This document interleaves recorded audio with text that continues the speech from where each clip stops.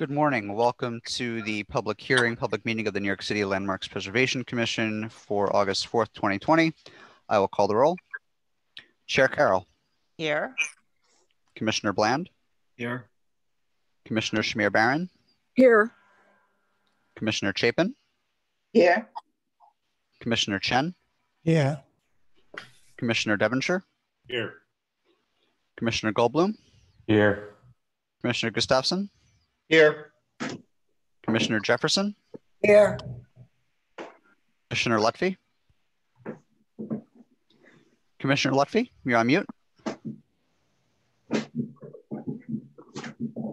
Here. Thank you. And Commissioner Holford Smith. Here. Okay. Good morning and welcome to the August 4th public hearing / public meeting day of the New York City Landmarks Preservation Commission. This morning we're going to start the day with holding a public hearing for a proposed designation, and then we will move to a public meeting for two applications which have already had public hearings and are back today with revisions in response to comments made at the original public hearings. And then we will move to the public hearing for other applications for proposed work on designated properties. And if you would like to watch our proceedings, our hearings and meetings are live streamed on our YouTube channel. So please check out the YouTube channel to watch the hearings and meetings. If you would like to participate in the public hearings, you may enter our Zoom webinar at the estimated time that's listed on our public hearing and public meeting agenda, which can be found on our website. And with that, I'm going to turn it over to our Director of Research, Kate Lemos-McHale, to begin our hearing on our designation item. Thank you, Sarah. Item number 1 this morning is LP 2646, Public School 48, now P75Q at PS 48, the Robert E. Peary School, at 155-02 108th Avenue, aka 155-02 to 156-00 108th Avenue, 108-01 to 108-03 155th Street in Queens, block 10144, lot 42. Item to be heard is the proposed designation of the Art Deco style school building designed by Walter C. Martin, first proposed in 1931 and constructed in 1932 to 36.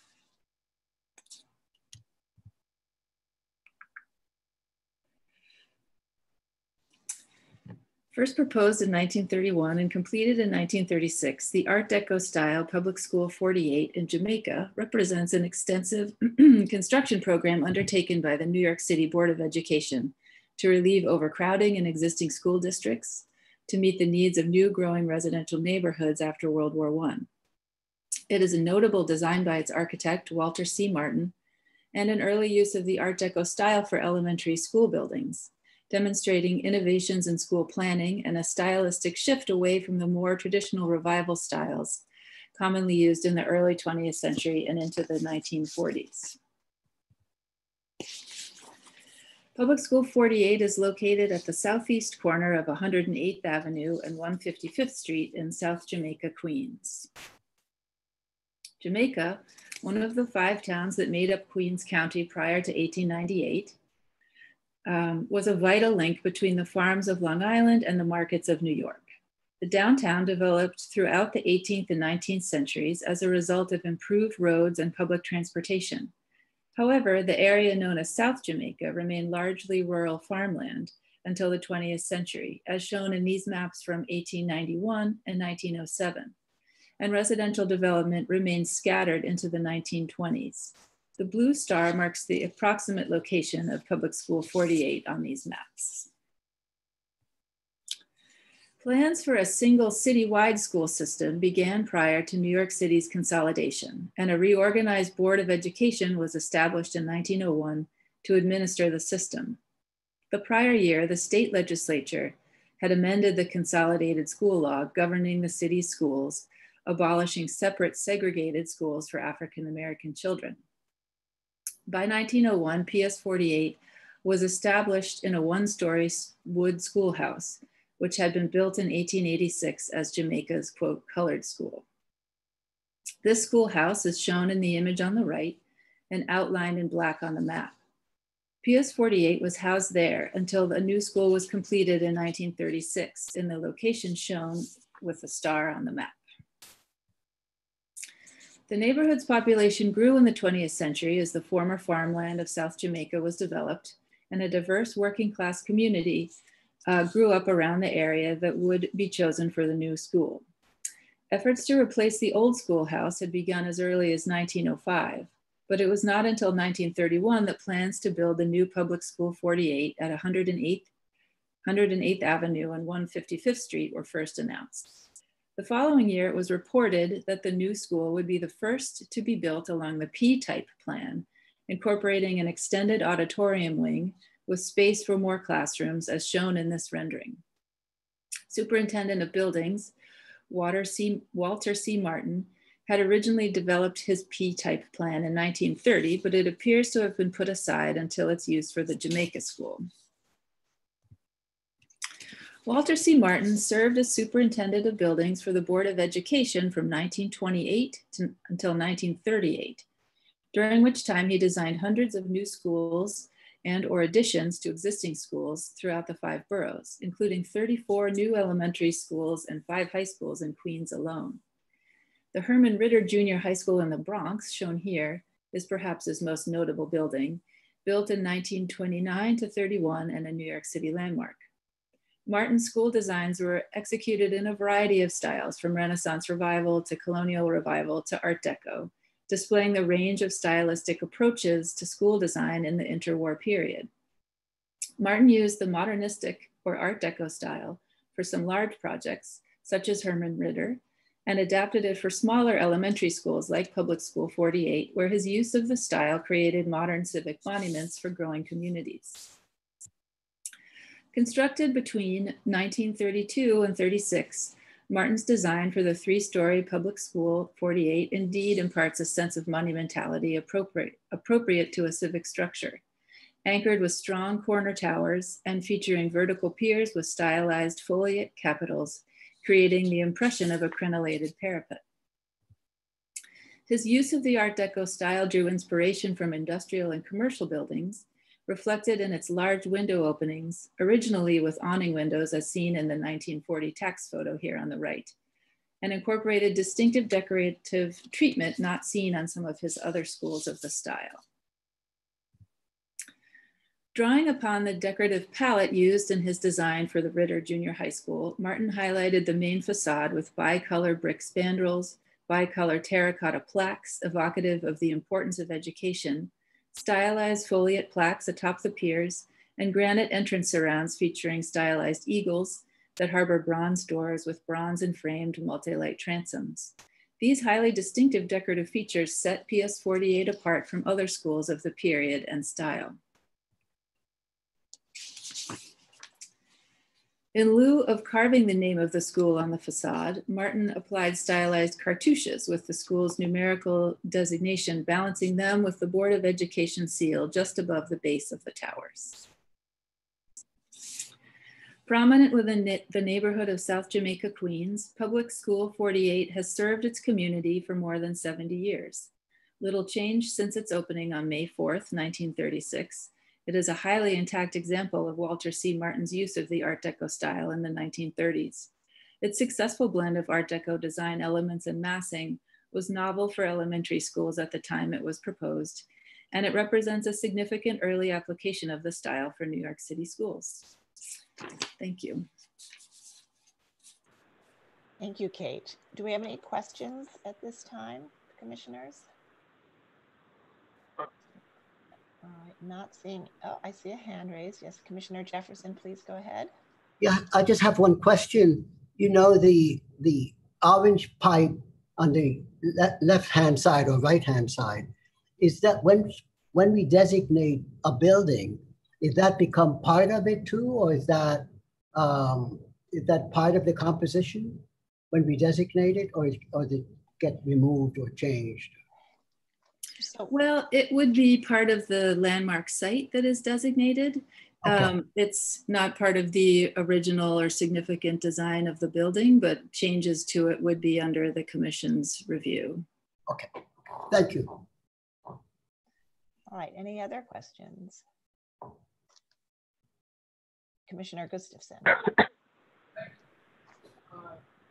Yeah, can you just review for us how we regulate public school buildings? I asked this question because there's a designated public high school near me where it seems that we don't really participate very aggressively in what they do to it. So what's our regulatory authority over a school building? So with all city buildings, the Landmarks Commission has advisory jurisdiction. We are binding only in instances where we are reviewing something that PDC would have reviewed prior to the 1997 amendment in the law that allowed us to act in lieu of PDC for certain changes. So otherwise we're advisory, and that would be the case with DOE. To the extent that the school construction authority is doing the work, that is an authority. And again, we are advisory, but as an authority, they have the option to override our review, even an advisory review. They are subject to the review by the SHPO. So they do have to go to the State Historic Preservation Office. And we do try to meet regularly with SCA to understand what all of their upcoming projects are, so that even in an informal way, we can participate and provide guidance. And if they go ahead and do something without our approval in advance, what happens then? Right. So they don't. There's no requirement that they come to us, so they can choose to override. And so if it's something that would significantly affect the historic features or the character defining features or the reasons for which the building is designated, we would certainly reach out and use our role as a sister agency to persuade them to make changes to their scheme, but technically they can override. And and that's the case with all city properties. The law set the LPC up to be advisory, I guess, recognizing that we're not going to be able to issue violations against the city's own property. John, if there's something that you want to add to maybe No, flesh I that think you out. covered that very well, Sarah.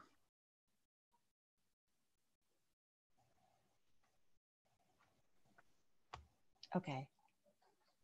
Does that help, John Gustafson?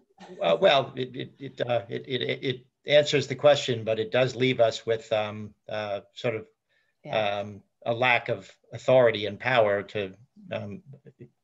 You would think that the first people who would want to be compliant would be ourselves, the city, but right. Yeah, but they do have to follow the requirements of the State Historic Preservation Office. So in that sense, I think there's a level of comfort that the work will be appropriate, and we do work hard to try to meet with them routinely and understand what their plans are for all the schools that are under our jurisdiction. Okay. Any other questions? All right, let's move to testimony. And if anyone is in the meeting and would like to testify on this item, please raise your hand so we can identify you.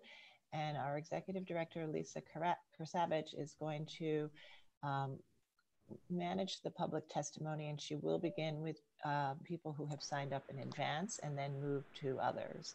And we will have an opportunity for everyone to participate. So Lisa, I'm going to turn it over to you. Okay, and I just want to note that for people testifying, I'm going to bring you into be a panelist, and then we'll turn you back into an attendee. And the first three people I'm going to call are Councilmember Adrienne Adams, followed by Andrea Goldwyn, and then followed by Megan Weatherby. So Councilmember Adams, I am bringing you in.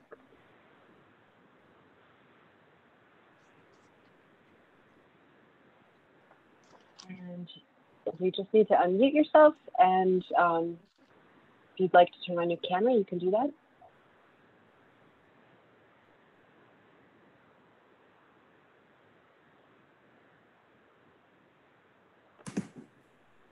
Good morning. morning. Morning. I am Councilmember Adrienne Adams, Chair of the New York City Council Subcommittee on Landmarks, Public Sightings, and Dispositions, and I proudly represent the 28th Council District in which Public School 48 lies. Today, I'd like to speak in favor of the proposed designation of PS 48. Jamaica Queens carries an incredible legacy which is under threat like never before, as it is sorely lacking historic preservation. This is why I have so passionately pursued the designation of this historic building as a means to protect our rich architectural history. The designation of PS 48 will have other benefits, including elevating the profile of the neighborhood as a destination for history-minded tourists, and will ensure that this history will not be forgotten or built over. It must be celebrated and commemorated. For that to happen, it must be preserved. The Landmarks Preservation Commission has made significant moves to preserve the diverse history of New York City, and the preservation story in New York City should tell our complete story. Landmark preservation in Southern Queens is so important for the community to realize its strengths. PS 48 should be acknowledged and celebrated. The landmark designation of PS 48 will certainly add to a community's understanding and pride in its history.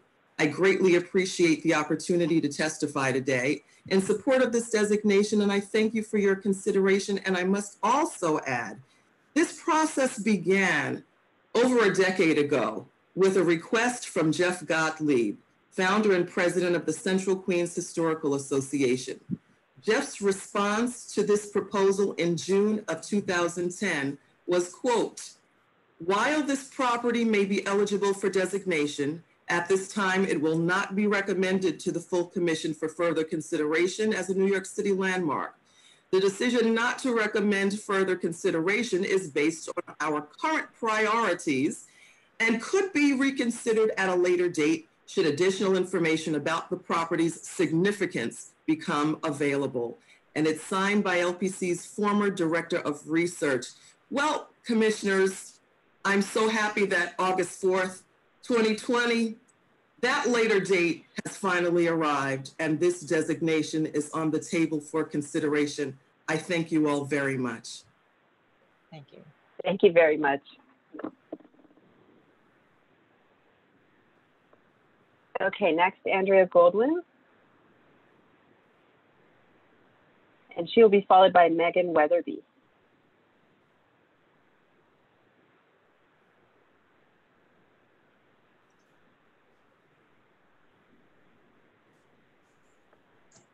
Okay, good morning, Chair Carroll and commissioners.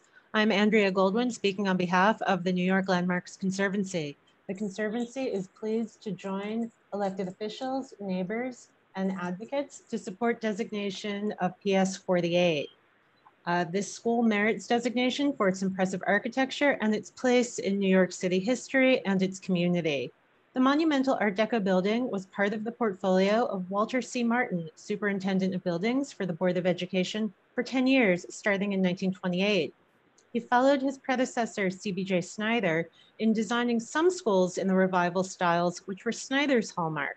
However, Martin looked to more contemporary architecture in buildings such as PS 48, completed in 1936, and the landmarked Herman Ritter Intermediate School in the Bronx.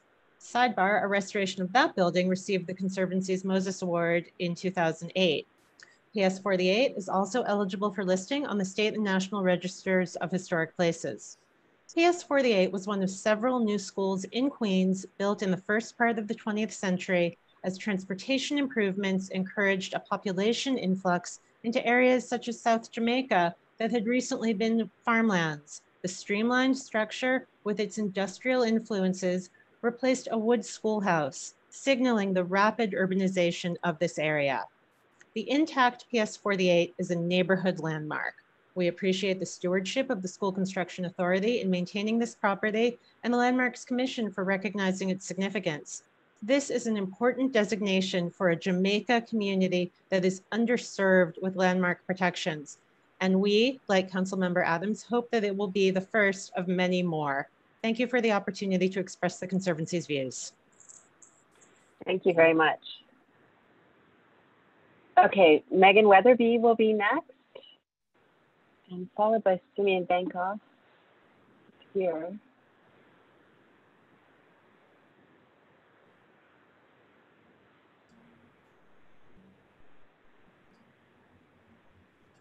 Okay, Megan. Hi, and good morning. I'm Megan Weatherby, the Executive Director of the Art Deco Society New York, and I want to share ADSNY's enthusiastic support for the designation of Public School 48 in Jamaica, Queens as a New York City landmark. PS 48 is a striking example of an Art Deco styled New York City public school. In prior decades, school design reflected the general taste for revivals of older European styles. By 1928, however, the year that Walter C. Martin became superintendent of buildings for the Board of Education, the modernism we now call Art Deco had arrived in New York, and over the next 2 decades would change the face of the city, affecting every building type from skyscrapers to bus terminals, apartment buildings, diners, nightclubs, churches, synagogues. You get the idea. During his decade of service, Superintendent Martin made use of traditional revival styles, but he also brought the new modernistic approach to the city's public schools. Martin's first and perhaps best known school building is the Art Deco styled Herman Ritter Junior High School, where in the Bronx, which you know is a designated landmark. Its new approach to design attracted the notice of the New York Times, which wrote, and I quote, "Modernism in architecture has reached the schools," end quote. Though not completed until 1936, PS 48 was proposed in 1931, the year of Ritter's completion. A somewhat smaller building, a local elementary school rather than a regional junior high school, PS 48 nevertheless shares Ritter's sense of modernistic monumentality, thanks to the wide corner towers on the street front, articulated with overlapping geometric edges. Though only 3 stories tall, the building exudes the verticality typical of the period's Art Deco skyscrapers, thanks to recessed windows set between unbroken ground to roof piers. And stylized brick, terracotta, and stone ornament punctuate this modernistic design. The village of Jamaica developed in the 18th and 19th centuries, but South Jamaica, home to PS 48, retained its rural flavor until the turn of the 20th century, becoming fully developed by the end of World War II. The original PS 48 was a 1-story wooden schoolhouse of 1886 that served as Jamaica's, quote, colored school. Its far more substantial replacement became a community landmark almost as soon as it was completed, and it served as the visual focus of the neighborhood ever since. The LPC has designated many significant modern buildings. To date, however, Herman Ritter is the only individually designated Art Deco public school building. With the designation of PS 48, that number will effectively double, and the Art Deco Society of New York hopes that number will continue to grow. Thank you so much. Thank you very much.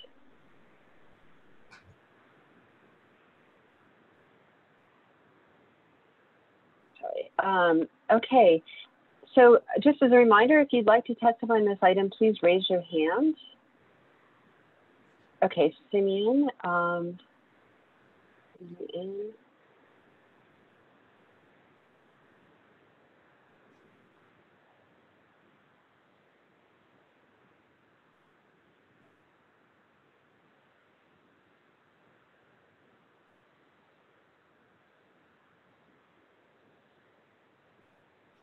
Hey, Simeon, you just need to.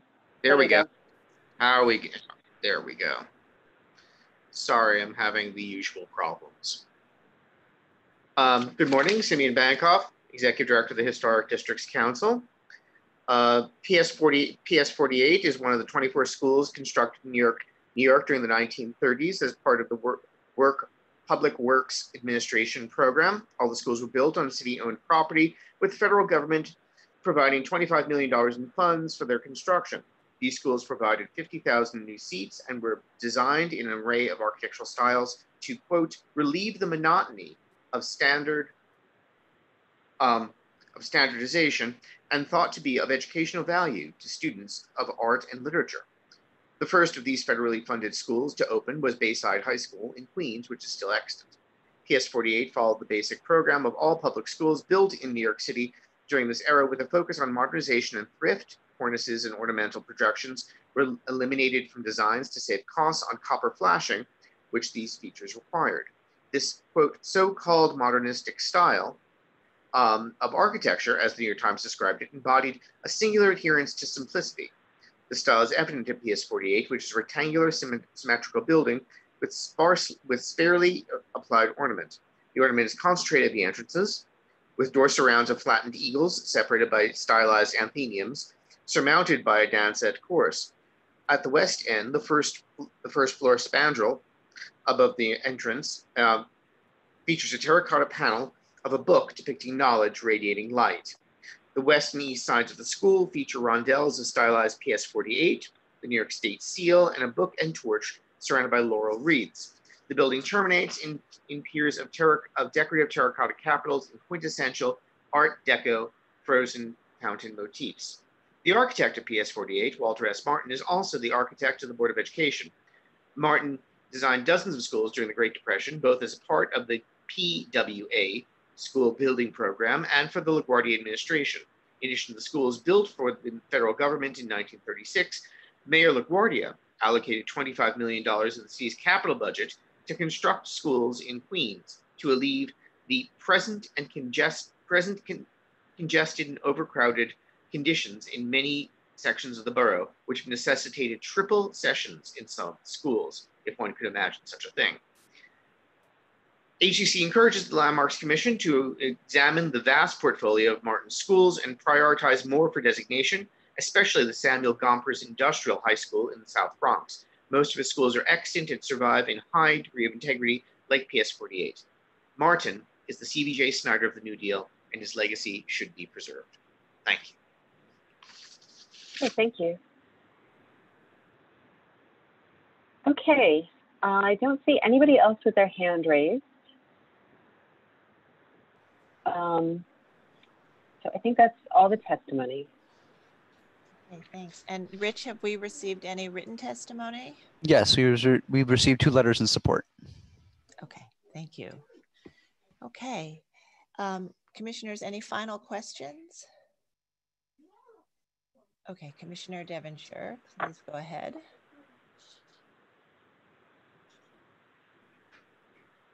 Oops, where'd you go? Commissioner Devonshire, did you have a question? I have a question about the windows. Should we, I mean, it's very clear that the change in windows is relatively egregious on this building compared to the early photographs.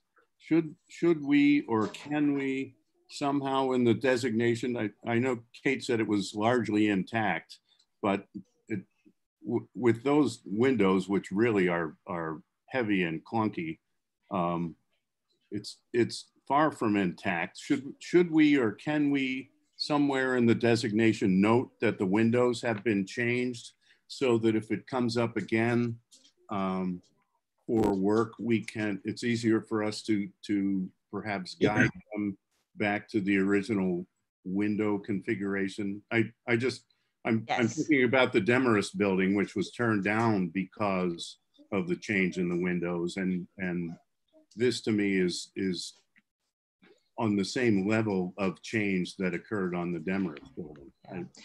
Yeah, the designation report always describes what the building looks like now, what's historic and what has been altered. And in cases like where windows have been replaced, it will explain, if known, what the historic windows were. So the designation report will lay that all out. Okay. With respect to window replacement, windows are features on buildings that historically have been replaced a lot. So window replacement alone does not preclude consideration for potential designation. And in fact, most of the time when we are evaluating individual landmarks, there's been some window replacement, and that is not considered as destructive as an alteration to the building. The difference with Demarest, though, is that it was more than just windows. It was windows on the structural assembly, and that accounted for the entire facade, large portions of the entire facade. So we can have a conversation, continue to have a conversation about that, but just to distinguish the two, that's how we have looked at individual windows where the openings and the structure has not changed, has not precluded consideration for potential designation. Thanks. Okay. All right. If there are no other questions, I think we should make a motion to close the hearing. Commissioner Chapin, would you make a motion to close the hearing? So moved. And Commissioner Gustafson, would you second that? Second. Okay, all in favor, say aye. Aye. Aye. Aye. Opposed? Okay, so the hearing is closed and we will bring this item back for a vote in the very near future. Thank you. And we'll now move to our preservation agenda. We'll need a few minutes to turn control of the slides over. I will recuse now. Okay.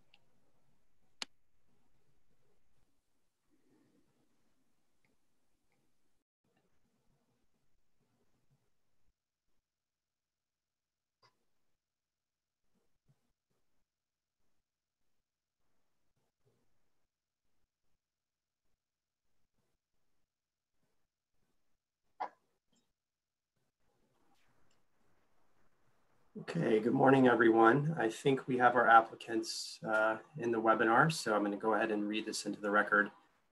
If we need to take one more brief pause, we will, but I think we're ready to go. Okay. So for today's Preservation Department agenda, we're going to start with public meeting items.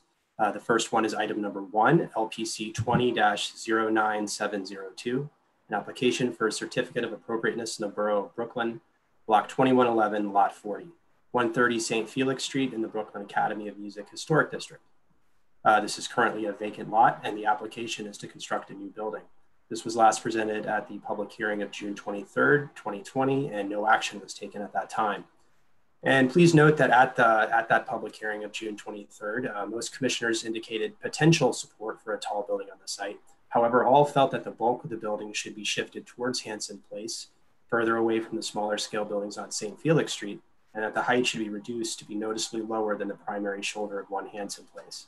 Commissioners also asked the applicants to restudy the design relationship of the new building to its neighbors, particularly at the broad expanse of solid masonry at the lot line wall seen next to 1 Hanson Place and over the church, and to moderate the color range of the brickwork and lighten the top of the building. The applicant team is here to present the revisions to the proposal after we open the proceedings. So commissioners will need to make a motion to open the proceedings. Commissioner Lutfi, would you make that motion? So moved. And Commissioner Holford Smith, would you second that motion? Second. All in favor, say aye. Aye. Aye. Any opposed? Okay, so we've opened the proceedings so that the applicants may present their revisions. And I would like to also note for the record that Commissioner Bland is recused on this item. And please just unmute yourself and state your name for the record, and you now have control of the presentation and you may begin. Good morning, commissioners. It's Daniel Kaplan, senior partner at FX Collaborative Architects. And I will start the presentation. Let's see if this is working. Yes.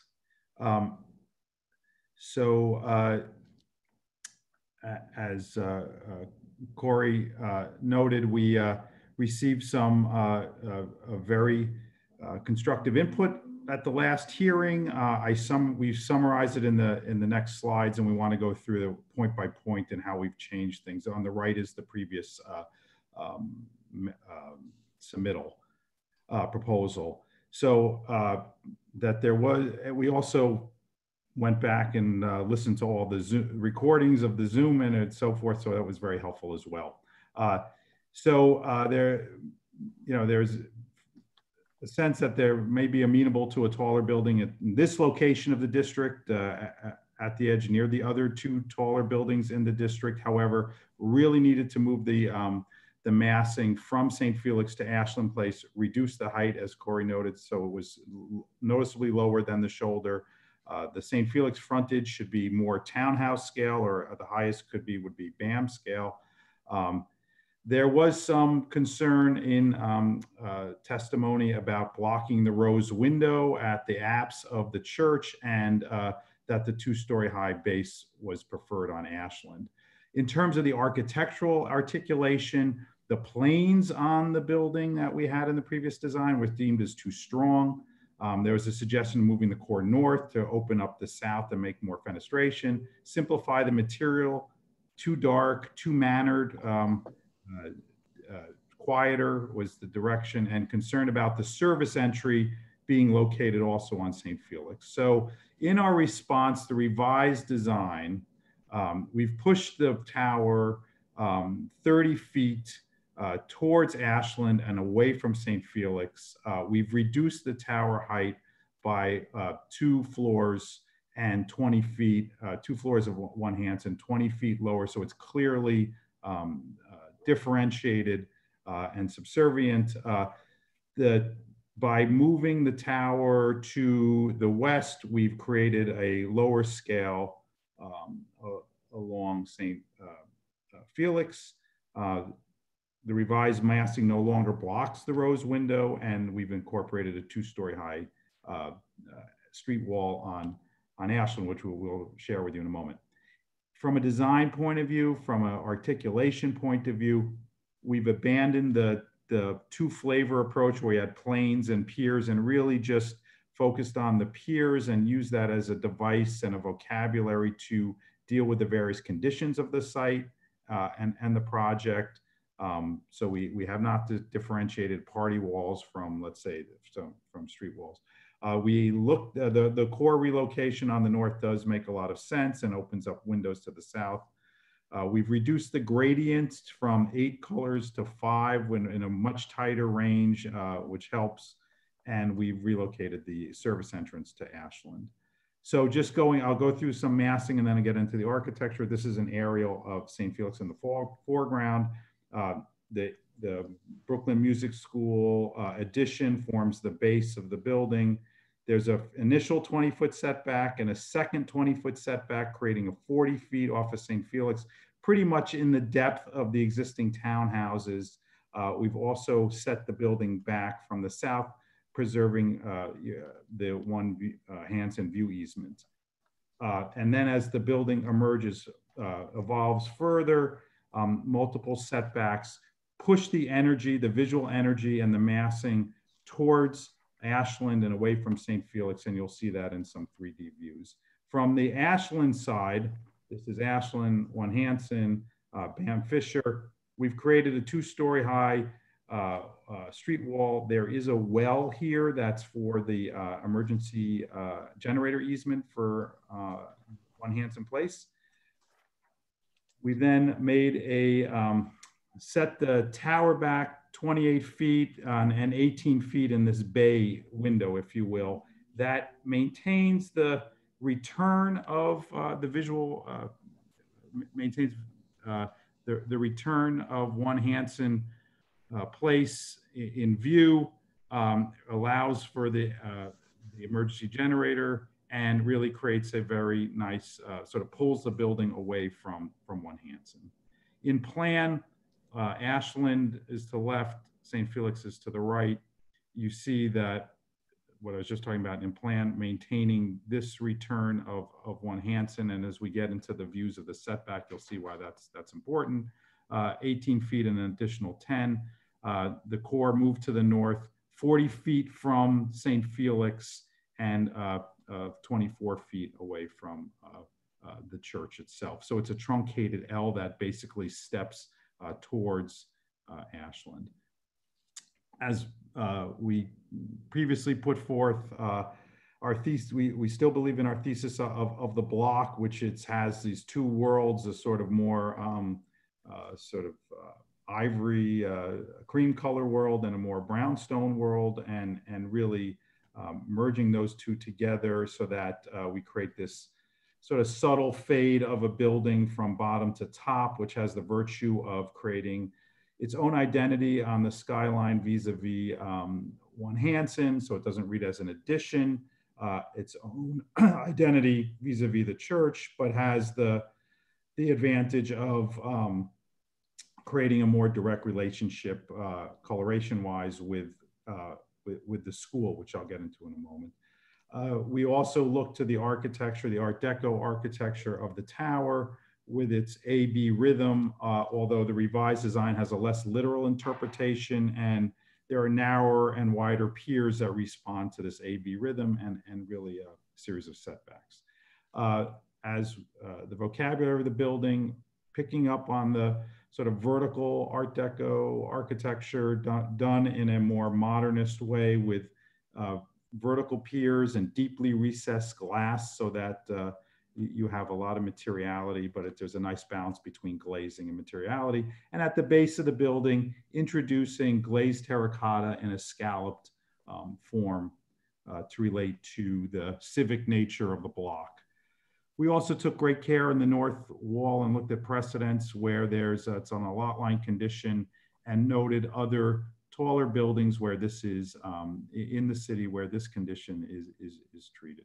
So here is the revised overall sort of watercolor view that shows that massing stepped away from St. Felix, rising and then terracing back, pushing its mass towards Ashland, and significantly lower than the shoulder of 1 Hanson. And I'll go in this a little bit more detail, but you can see we've abandoned the 2 planes here and really treated the verticals piers as a system, some wider, some narrower, so feathering them so that it becomes a little bit of a device about where to introduce more glass and less glass. I'm going to walk around the building in elevation and then in some views. This is the Ashland Street facade in its current condition. 1 Hanson on the right, Bam Fisher on the left. This was our previous scheme, which was taller, had the narrow and wide A-B rhythm of the piers and setbacks. And this is the revised design, 20 feet lower, a very simple, clear, lighter architectural treatment with vertical piers of brick and glass setback, so that you have a more modern identity. The bay that pops out and leaves this recess further pulls the building away from 1 Hanson, so it's less of a addition. From the north looking south in elevation, the BAM building in the foreground and the north facade of 1 Hanson. I will note that these 3 windows, which we will be blocking, are in circulation spaces. There are stairs and corridor circulations spaces.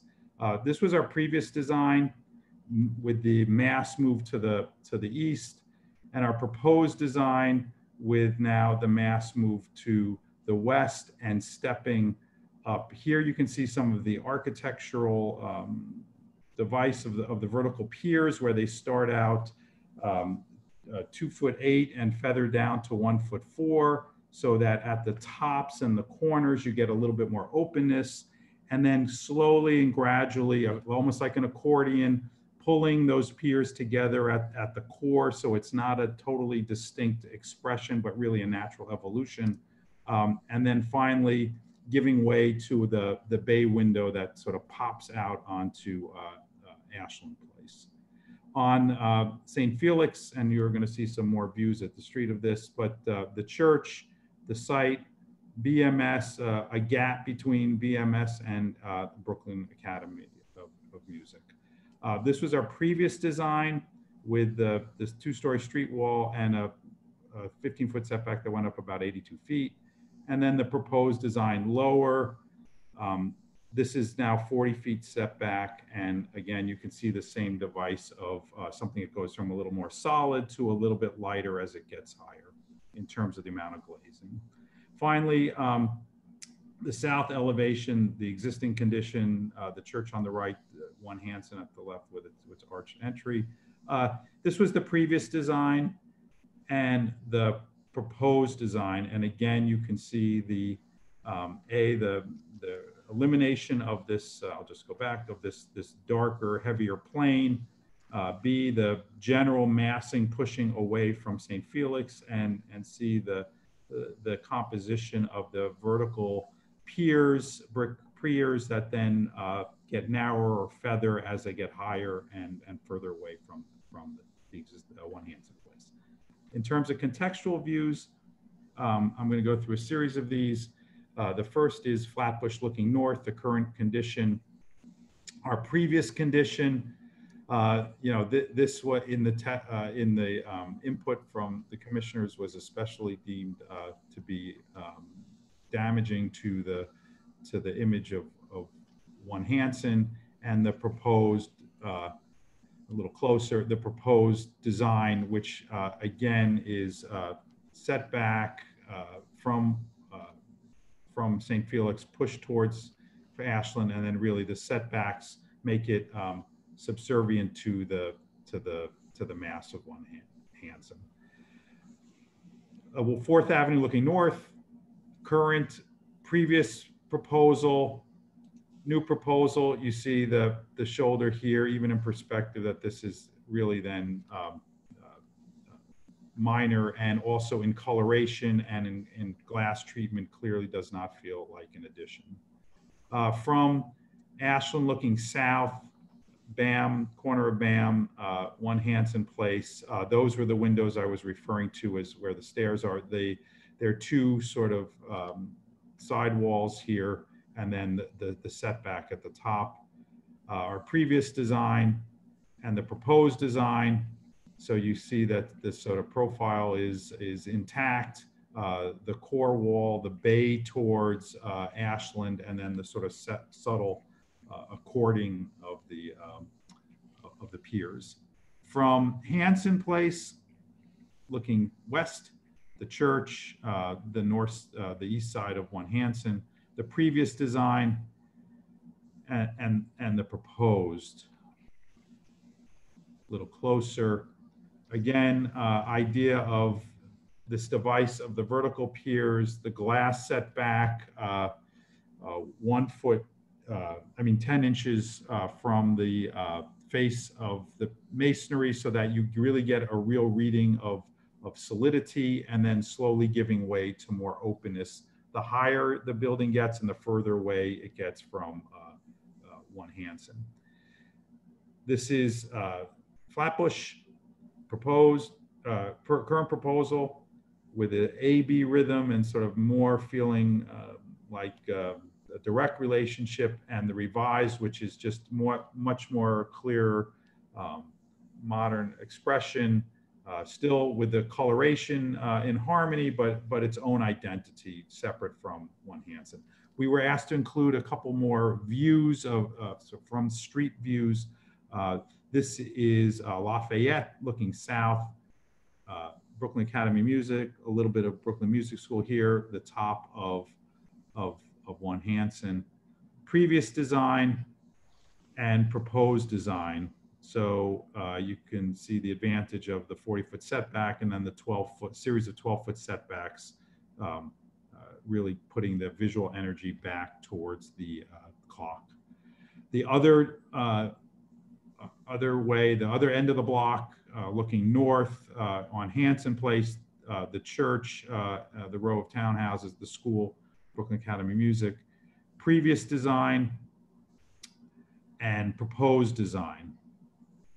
Again, you could see the sort of advantage of the deeply set glass, so that you really have a feeling of solidity, and of course the deep setback. So seeing that at grade and in the block, you've seen these images before. This is looking north, this viewpoint before. This was the previous design and the proposed design. So again, the 40-foot setback allows for really the sort of full sky view, if you will, and just a little corner of the tower sticking in. The opposite way, current conditions, previous design, and proposed design, where you have, again, the advantage of 40-foot setback. I do want to talk a little bit about the design of specifically of the facade of St. Felix Street. As you may know, the Brooklyn Music School was originally a series of 4 townhouses that in the 1920s were formed, were sort of combined together and made into one civic building. It's sort of a hybrid, therefore, between civic architecture and brownstone architecture, the brownstone with its general height, or townhouse with its general height, and window arrangements, and the sort of civic overlay with the stucco, with the cornice, and with the detailing. As we developed the new facade, or the proposal infill facade here, we adopted that same sense of hybridity with a townhouse height, the general same proportions of the frontage, the narrow vertical window proportion. Here, the glazing is set back 1'2", so it's even further back, and less presence of glass on the sidewalk, so the more sense of solidity. And then infill the spandrel with glazed terracotta, so referring back to this, to the more civic architecture, especially at the Brooklyn Academy of Music. We also provided this view, which we were asked about, like standing in directly across the street. This is a Google view directly across the street, or in the street, with the church on the left and music school on the right. The previous design and the proposed design. So here you could see again the advantage of setting the building back, and we've also clipped the corner by 4 stories here, so you can really maintain the view of the clock tower and really feeling more like one of these arms that come out at the lower half of the building. Also, you can see here the ivory colored piers of the building, the townhouse proportioned windows, and the glazed terracotta decorative scalloped spandrels in elevation. And again, the detail here, so that referring both to the sort of more intimate townhouse scale, but also picking its cues up from the Brooklyn Music School and the Brooklyn Academy of Music. So just a few more subjects. The Ashland base, we have abandoned the 1-story base and then now really resolved the architecture so that we could have a 2-story base here, and that accommodates all the easements and the functional needs. Just from a purely programmatic point of view, there's a emergency generator behind here. These are spandrel glass above and perforated metal panel below. A service entrance, a segmented garage door for the loading of One Hanson Place, windows to the Brooklyn Music School above, and the service entrance to the new building. So some views: previous existing condition, previous proposal,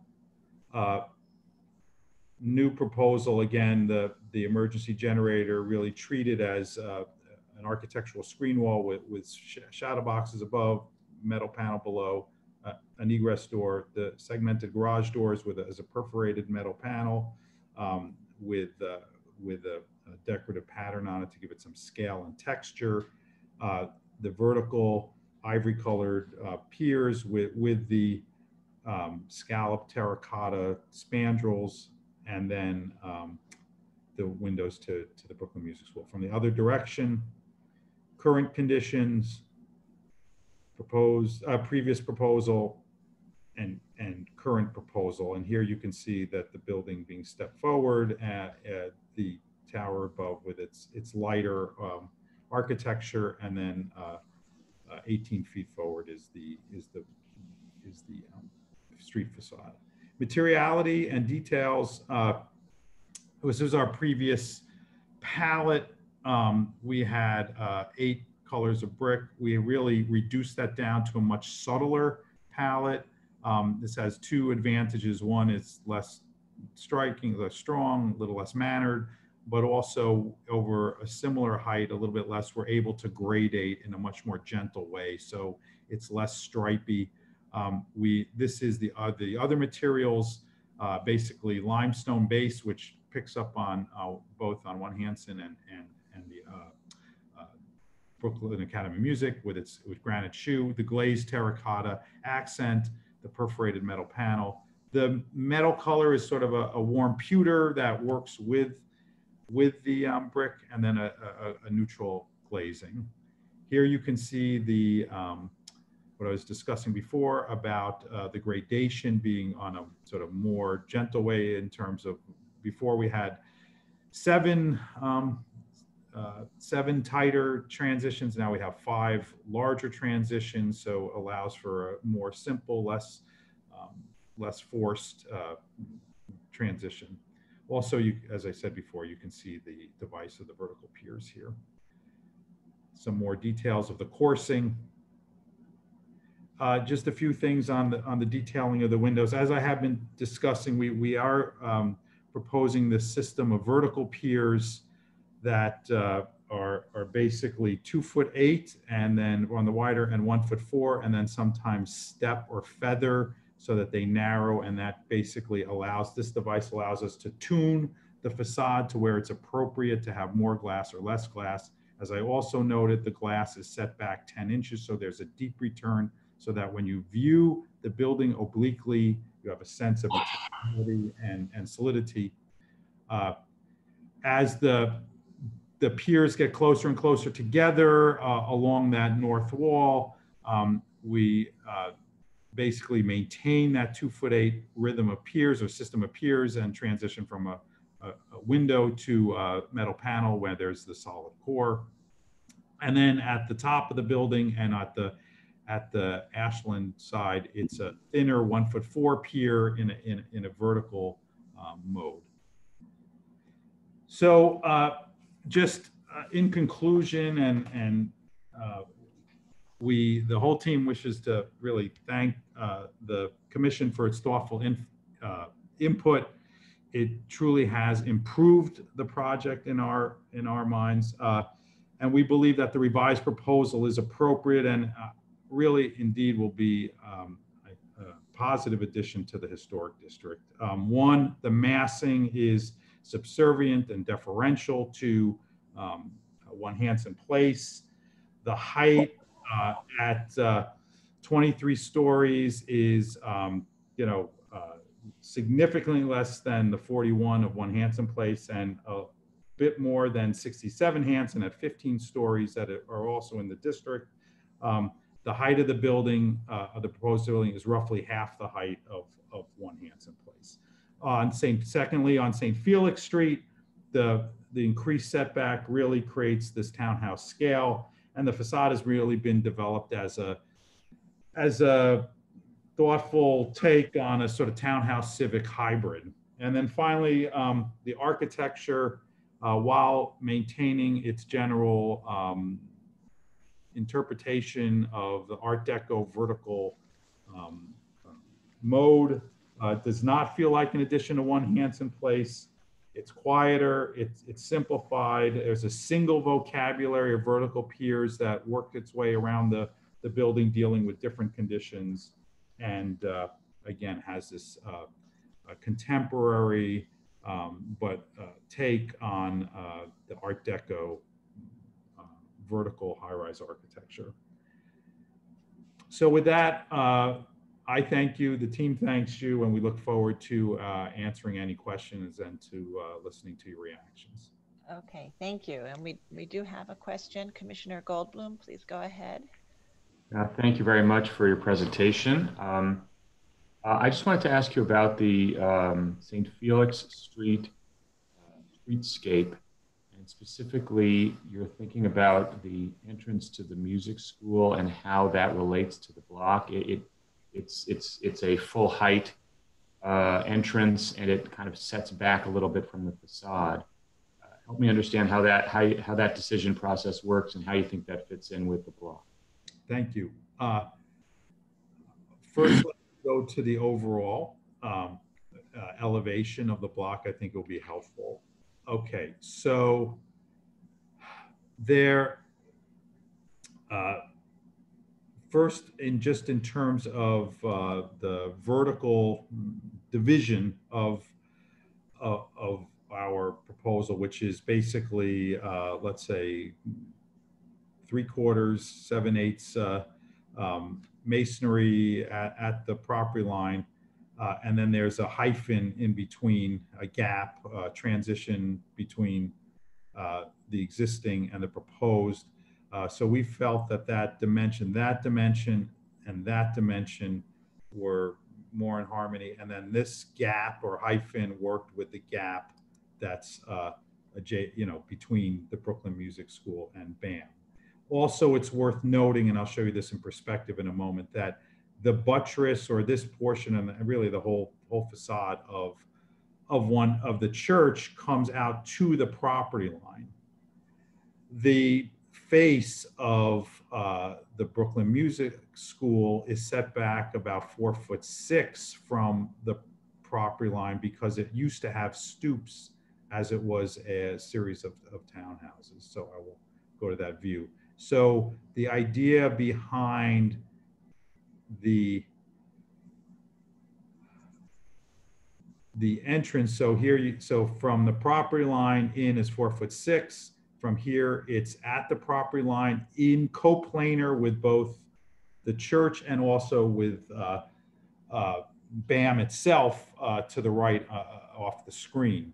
So the idea behind this entrance was with this arc was to really make the transition between the two and really subdivide the length of the frontage so that it really worked more like the townhouse, the sort of amalgam of the townhouse, and finally itself being a vertical townhouse-like proportion. So I hope that addressed your question. Great, thank you. Any other questions, commissioners? All right, not seeing any hands raised. I'm going to turn to Rich to see if we have any written comments. As I explained in the beginning, this is a public meeting, so there is no public testimony. This item has already had a public hearing and the hearing is closed. However, we do post our presentations for public meetings on our website, and we welcome any written comments. So Rich, have we received written comments? Yes, we have received over 70 letters in opposition and 11 letters in support. Okay, thank you. Commissioner Jefferson, please go ahead. Yeah, one question on materiality, and it has to do with the scalloping, which is kind of an interesting material. What was the architectural intent of that as opposed to just keeping it simple? So our feeling was that the scalloping, we kept, first of all, it's primarily a set of vertical bundle. It's like a bundle of verticals, I guess is the right way to put it. And with the glazing of the terracotta, we wanted something that would change in the light as the light, as the sun moved around the block, as you walk down the block, and so forth.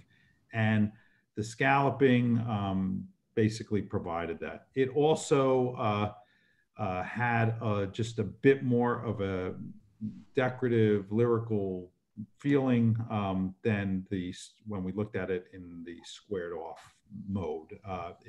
We believe it softens the facade and gives it, again, this sort of touch of more civic public identity than a residential building. Thank you. Any other questions?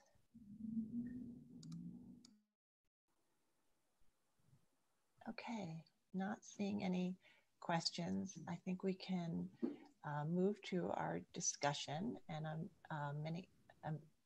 unmuting commissioners. Some of you, as you know, I have to ask to unmute, so just look for that notice. And we'll begin our discussion. And I think maybe if we could put it on a slide that shows a streetscape slide, that might be helpful to show sort of how one experiences it. So when this was presented the last time at the public hearing, we had a lot of testimony, which was very helpful, and the commissioners had some very thoughtful comments that ultimately asked and ultimately asked the applicants to restudy the overall height, massing, the placement of the massing, and the materiality, and also to think about the relationship between the new building and the One Hanson. And so the applicants have responded and presented revisions today that make changes in response to all of those components. Most specifically, the commissioners felt that the scale had concerns about the scale on St. Felix Street in particular, and many commissioners suggested pushing the mass toward Ashland to better relate to the scale on St. Felix Street. And I should say that commissioners opened up comments stating that it had been shown that in this district there was enough variety and in typology, and that at this end of the district there could be something taller, but as I said, concerned about the scale on St. Felix Street, and really asked that the mass be pushed away from St. Felix Street and pushed toward Ashland. And the commissioners also asked that the overall height be reduced, and in particular were concerned about the relationship to One Hanson and not wanting it to read as an addition to One Hanson. And so lowering the height was one way to do that, and thinking about the architectural expression was another way to do that. And in thinking about the materiality and architectural expression, I think there were also some comments about the blank side wall at the core, which has also been responded to. So I think that this proposal today does respond to all of the issues that were raised at our hearing. And so now I think what we want to do is have a discussion about whether the end result is appropriate in the district. And so Commissioner Holford Smith, I believe that some of these exact comments were yours. So if you want to go ahead and lead this, that would be great. Sure.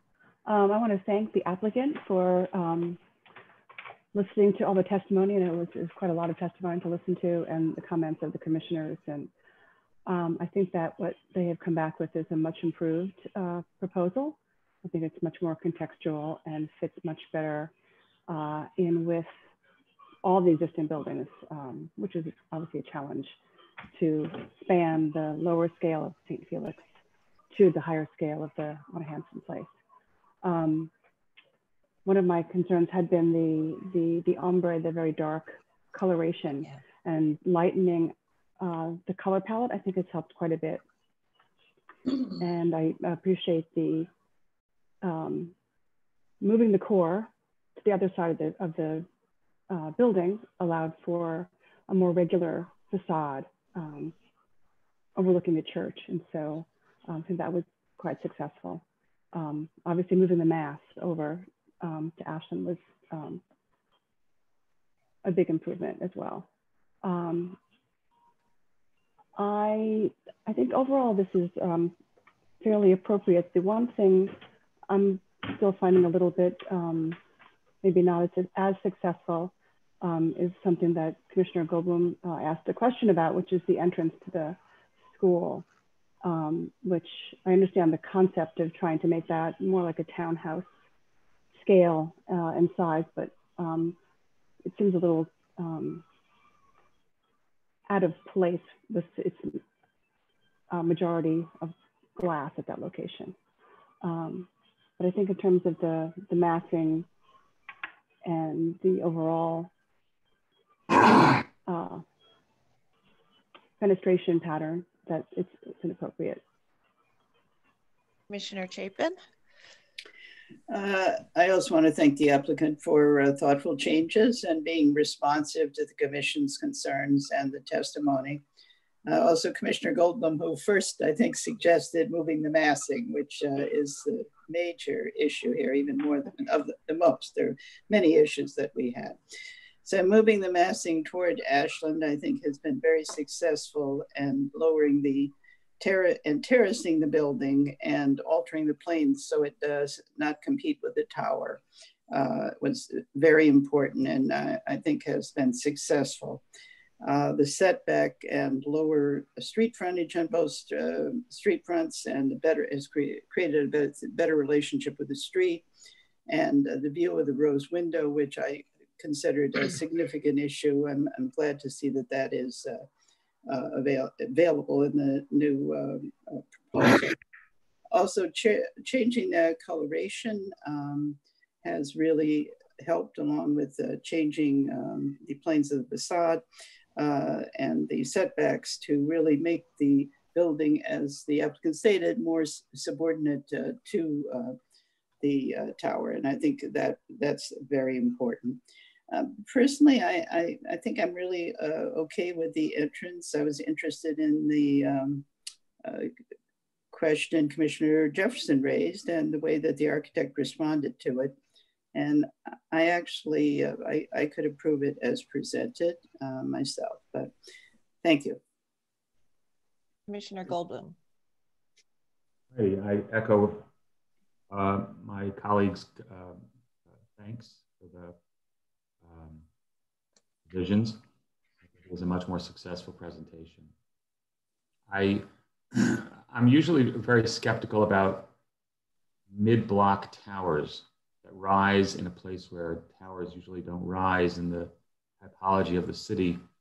But this block in this particular neighborhood, being this collision of the Flatbush Avenue developments and the more residential developments, and the angle of Flatbush Avenue kind of slashing through, makes this, I think, an unusual case where a mid-block volume like this could be acceptable.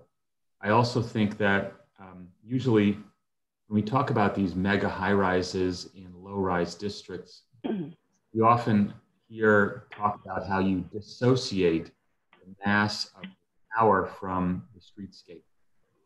I'm skeptical about that, but I think the rendering that's shown here and the other one from the other side of the block, it seems to suggest that that can happen. I think that this volume, as shown here, does associate itself with the mass, the urban mass that is associated with Flatbush Avenue.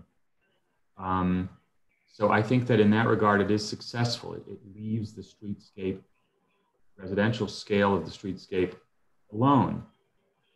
I think that the relationship with the bank building is improved, that the attempt to pull the building away from the bank building in a way made the building stand out more, be less contextual, be more peculiar. By abutting the building, which I'm sure the architects anticipated was going to be the way development worked, it just seems much more natural. So I think that at that scale, it totally works. I have no concerns about blocking that courtyard or those little windows, the stair or hallway windows on the One Hanson Place side. In terms of the building itself, I think that the simplification of the design is fine. I worry that the narrower proportion of the vertical piers, the proportion of the facade where that occurs, very much like a kind of generic apartment building where it's mostly glass with a slab edge cover. It has a very kind of generic feel to it, but I think that given the other things that they have done, it could be acceptable. And certainly, I think the lower areas where the proportions are more vertical feels to me better and totally appropriate. In terms of the bases, I think that the St. Felix base has some elements that I would question. I think that the general facade and the height are fine. I think that it would have been more appropriate had it aligned with the rest of the building, the rest of the school building. But I understand they're pushing it out to the street and using the entrance as a kind of a bridge. I can accept it. I think that the scale of it is anomalous for the block. I think that the scale of the entrance, especially the music school entrance, should be studied to reduce its monumentality on a block where it would be the most monumental entrance amongst a set of incredibly monumental buildings and across the street from residential buildings. I just think that they can work with staff to reduce the scale of that entrance. I think that the most problematic area that I have here is on the other side of the block on Ashland, is it? Yeah.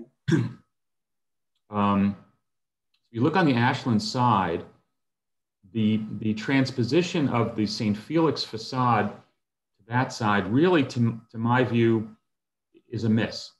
And I think that it harms the relationship. If you look at this street, this is a great shot. And you can see that even for One Hanson Place, the scale of the base is gentle and domestic and strictly 2 stories in height. And the scale of BAM Fisher, which is a magical little building, has a similar domestic, low scale and domestic, kind of very small, delicate facade with very refined proportions. I think here, the verticality, the kind of monumentality make it inappropriate. And I think that this facade should definitely be restudied to reduce the scale and harmonize better with its neighbors to either side.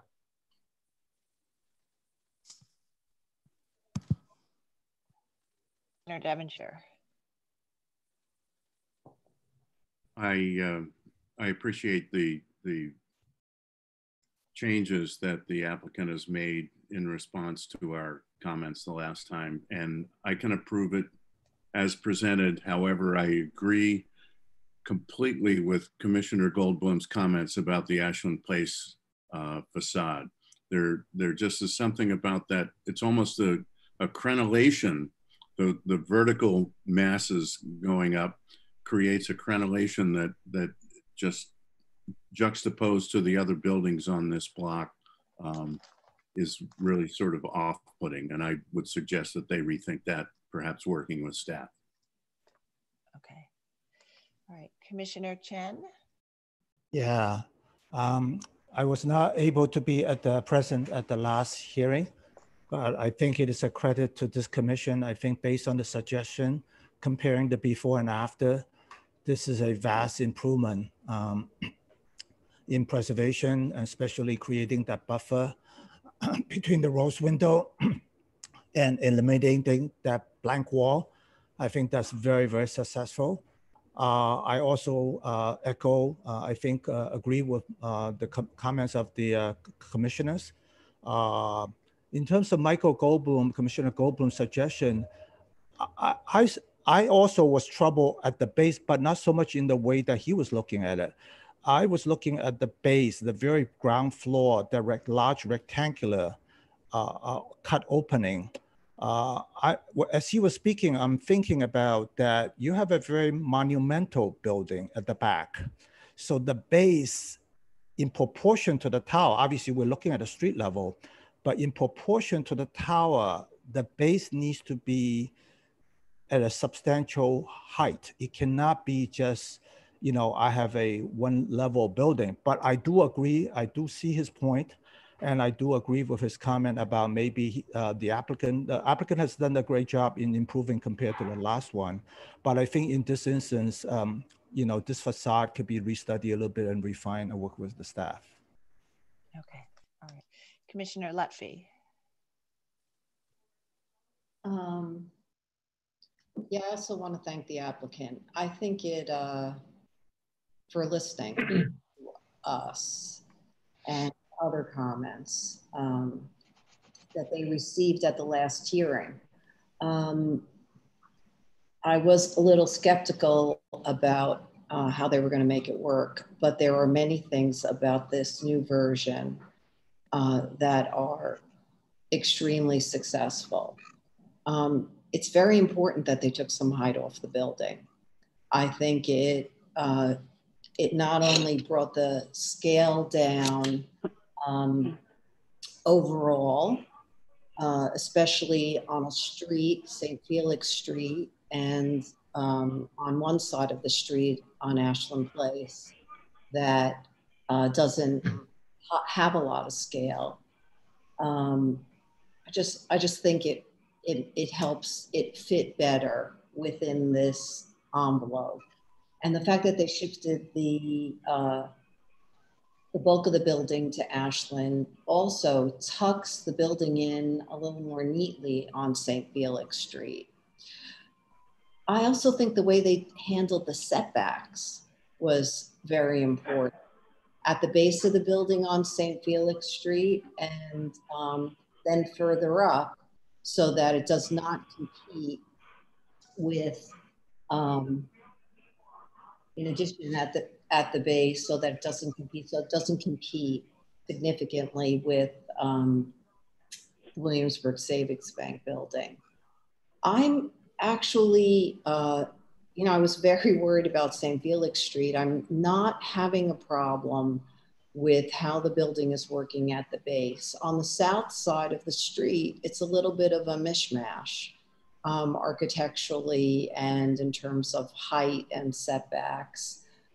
There are some cultural and institutional buildings here already. It's not as uniform as the east side of St. Felix. And I think that the applicant had kind of a slight challenge here in how you link to the Brooklyn Music School townhouses in a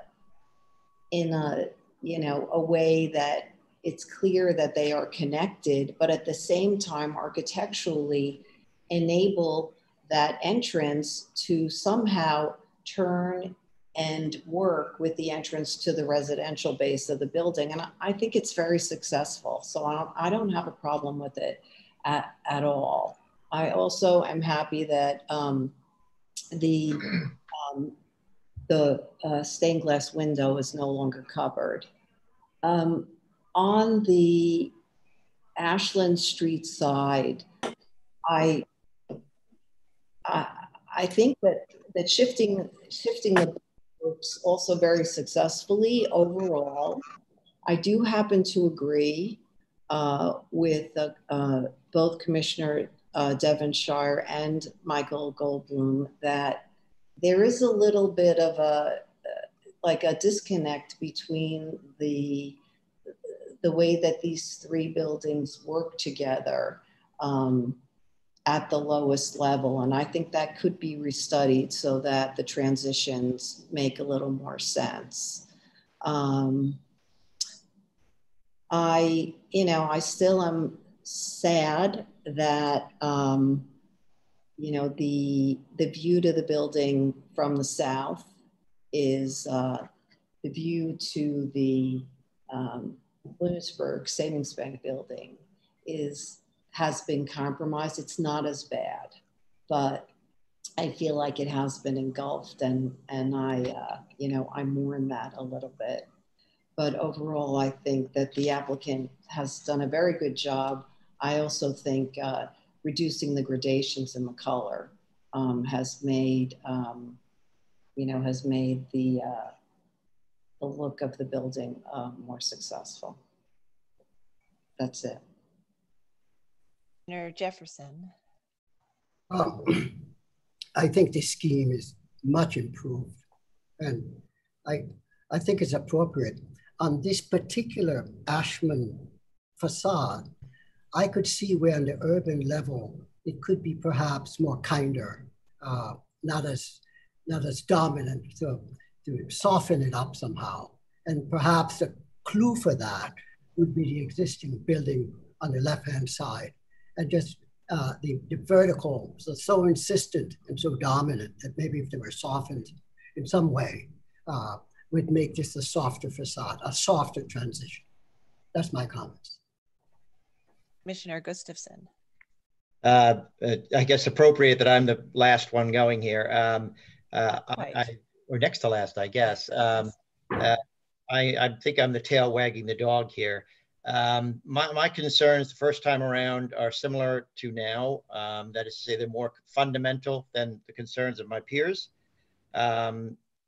for me, it's not about the design and the details. There's a more threshold issue, which is I find the height and the massing to be inappropriate. And I think if you could see a panoramic video at 360, it would become clear what the level of the impact of this building is on the Williamsburg Savings Bank, One Hanson Place.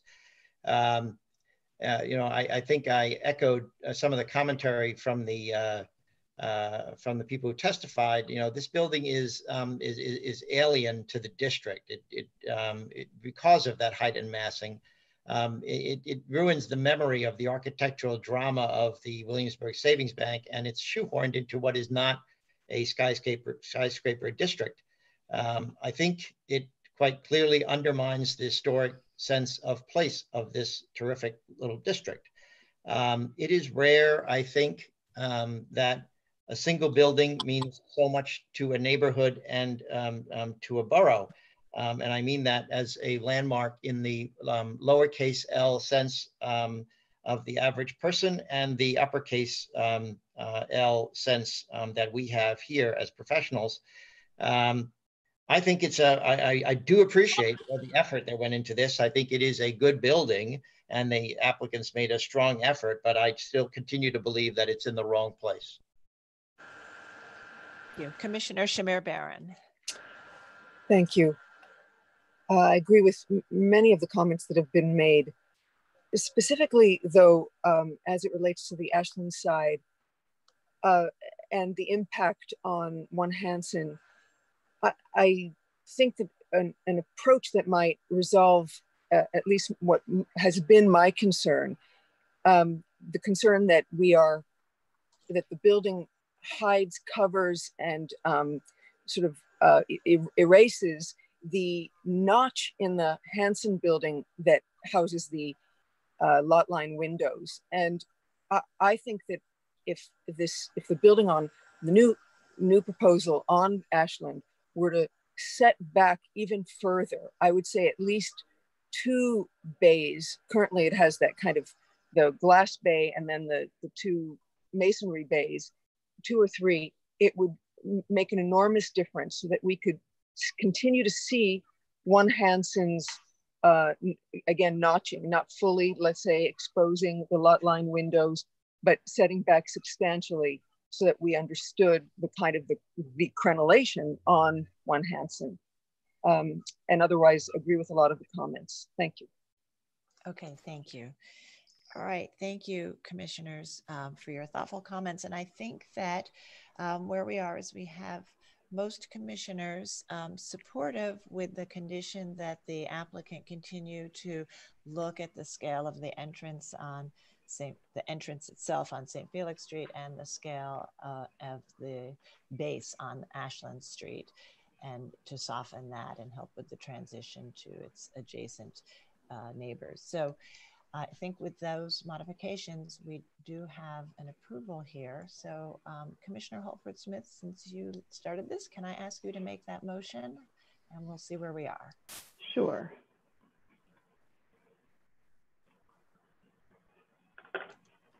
In the matter of LPC 20-09702, 130 St. Felix Street in the Brooklyn Academy of Music Historic District. The application is to construct a new building.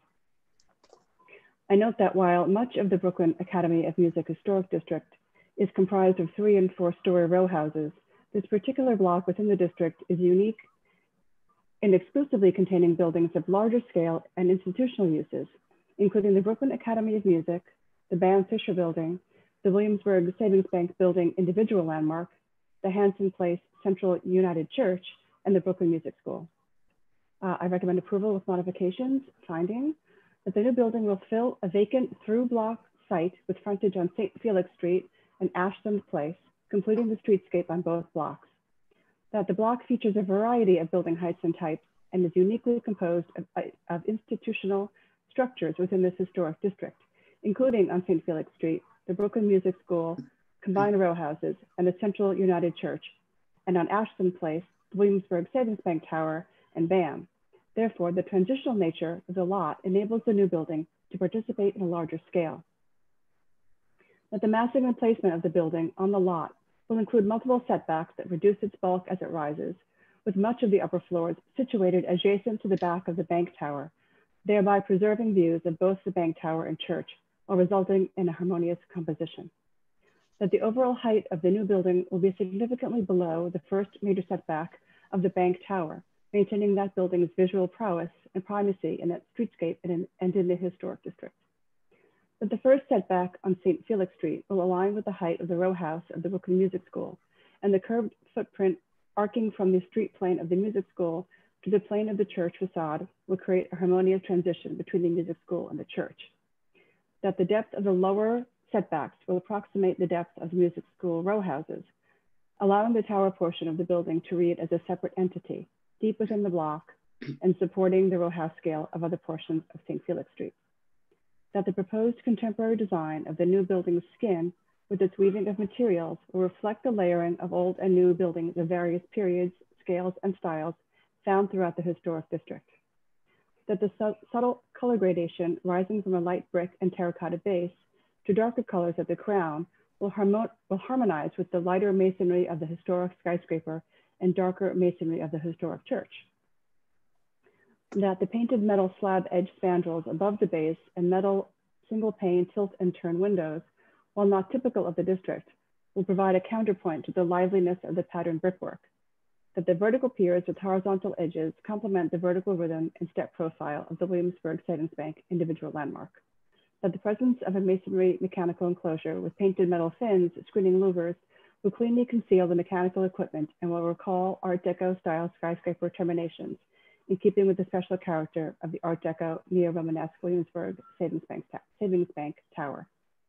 That the south elevation mechanical core is articulated by color and paneling, providing a suitable backdrop to the neighboring historic buildings. That the Ashland Place facade setback will relate well to both the adjacent Bam Fisher building and the base of the bank tower, and the presence of a large loading bay will not overwhelm the adjacent buildings, which also have large scale openings at the base. That the residential canopy on St. Felix Street will identify the main building entrance in a traditional manner, and the curved glazed entrance with vertical terracotta fins on St. Felix Street and 3 stretch banners on Ashland Place will give presence to the music school while respecting the character and scale of the block. And that the overall design is respectful of the site and works to create an ensemble between the school. However, I recommend that the applicant work with staff to reduce the scale of the entrance to the school on St. Felix Street and to soften and modify the Ashland Place entrance to be more harmonious with the rest of the block. Thank you. Commissioner Chapin, would you second that motion? Second. Okay, and Rich, will you call the vote? Chair Carroll. Aye. Commissioner Shamir Barron. Aye. Commissioner Chapin. Aye. Commissioner Chen. Aye. Commissioner Devonshire. Aye. Commissioner Goldblum. Aye. Commissioner Gustafson. Nay. Commissioner Jefferson. Aye. Commissioner Lutfi. Aye. And Commissioner Holford Smith. Aye. Okay, 9 in favor and 1 opposed with 1 recused. The motion carries. So that's approved with those conditions. So please continue to work with the staff on resolving the base on Ashland and the entrance on St. Felix Street. And thank you. And we'll move to the next item. Thank you very much. Okay, the next public meeting item is number 2. This is LPC 20-01260, an application for a certificate of appropriateness in the Borough of Brooklyn, Block 2563, Lot 32, 134 Greenpoint Avenue in the Greenpoint Historic District. An altered flat house designed by Klaus Dunkas and built in 1890. The application is to alter the facade. This was last presented at the public hearing of April 21st, 2020, and no action was taken at that time. The staff will run through the revisions to the proposal after we open the proceedings. Okay, and Commissioner Holford Smith, can we have a motion to open the proceedings? Moved. And Commissioner, I'm trying to change it up a little. Commissioner Jefferson, can you second that motion? I second the motion. Okay, and I'm unmuting everybody so we can take this vote. So please look for the request on your screen. All in favor of opening the proceedings? Aye. Aye. Aye. Any opposed? Okay, so applicants may begin. And note that staff will be reviewing this and presenting the revisions that were made. Applicant is available for questions if needed. Okay, thank you. Good morning, Commissioners. Elizabeth Fagan, Preservation Staff. This item is 134 Greenpoint Avenue, located on the south side of Greenpoint Avenue between Manhattan and Franklin Avenues in the Greenpoint Historic District. This was first presented at the public hearing of April 21st, 2020. The proposal was for facade alterations, including removing existing non-historic metal siding and recladding the facade in a thin brick veneer, altering window openings and installing new windows, installing a fiberglass cornice and fiberglass window surrounds, and alterations to portions of the ground floor, including installing new metal cladding and signage.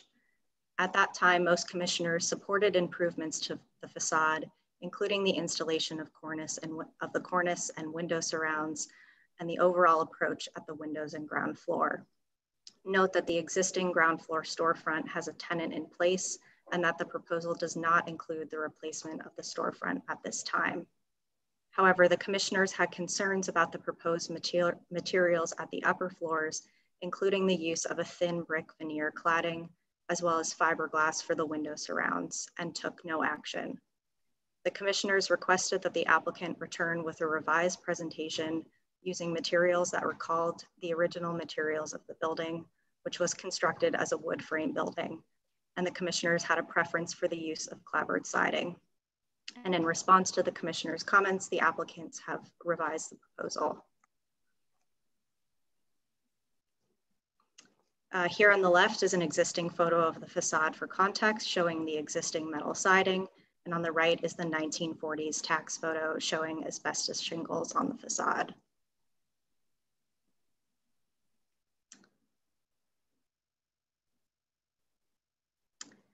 Here is the previous proposal shown at the public hearing, including recladding the facade with a thin brick veneer and installing a fiberglass cornice and fiberglass window surrounds. And in response to the commissioner's comment, the applicant has revised the proposal to include installing fiber cement clapboard siding. Additionally, the window surrounds are now proposed to be painted wood instead of fiberglass. At the public hearing, the commissioner supported using a window surround material that related to the material chosen for the facade and not using fiberglass as previously shown.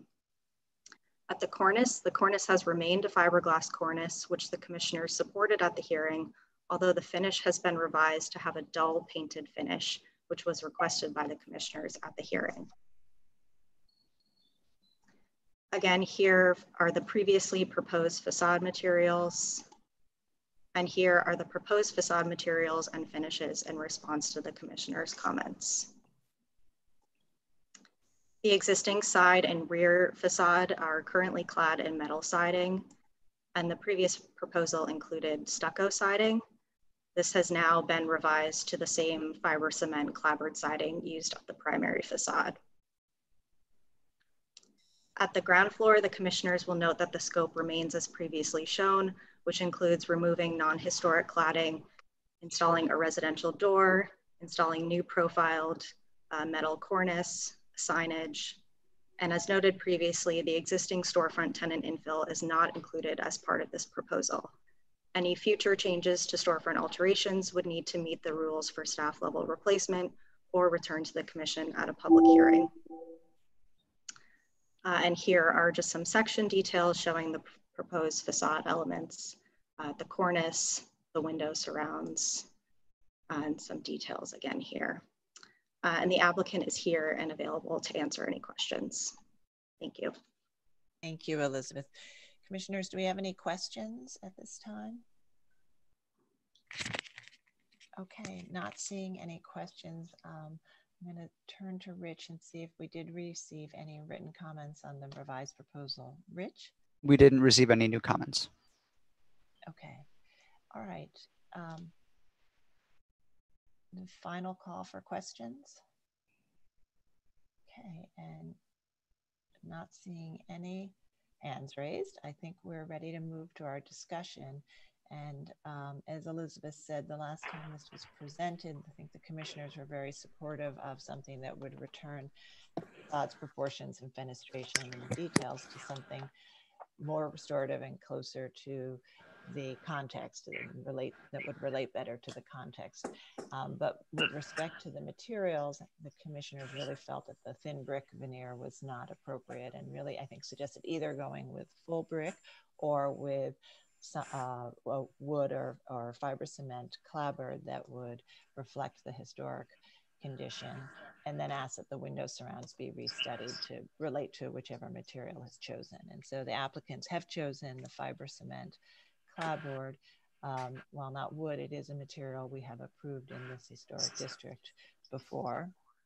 And they've revised the materials of the window surrounds to be wood and the material on the sides and rear. So I think, again, it has been very responsive to our questions. And let's see if we have any comments about particular design details or materials. So, Commissioner Devonshire, would you like to start on this one?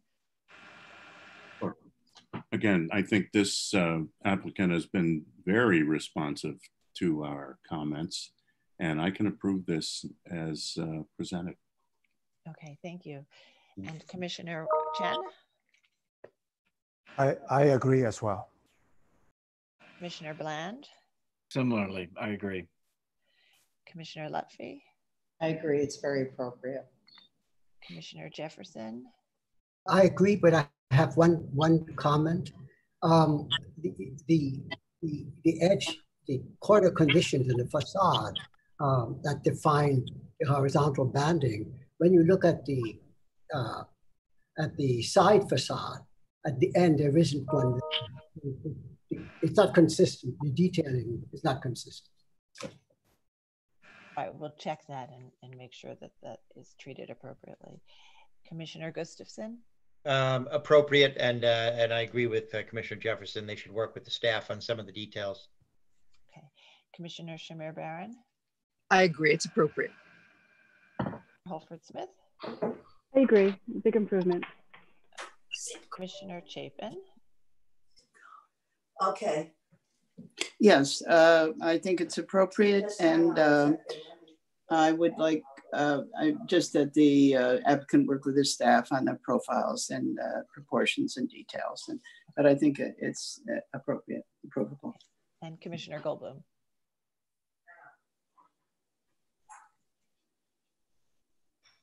Commissioner Goldblum?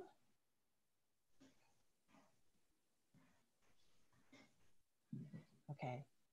I think Commissioner Goldblum, we may have lost him for a minute, but I do think we have enough to move forward. So Commissioner Devonshire, would you make the motion?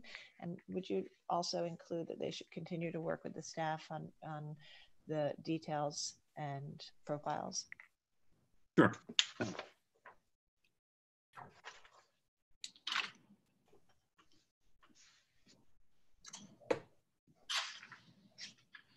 In the matter of LPC 20-01260-134 Greenpoint Avenue in the Greenpoint Historic District, an application to alter the facade, I recommend approval with a modification, finding that the work will not eliminate any original historic fabric or significant later alterations, that while the design of the original clapboard cladding is unknown, the proposed fiber cement board will recall the appearance of other buildings of similar age and style within the district.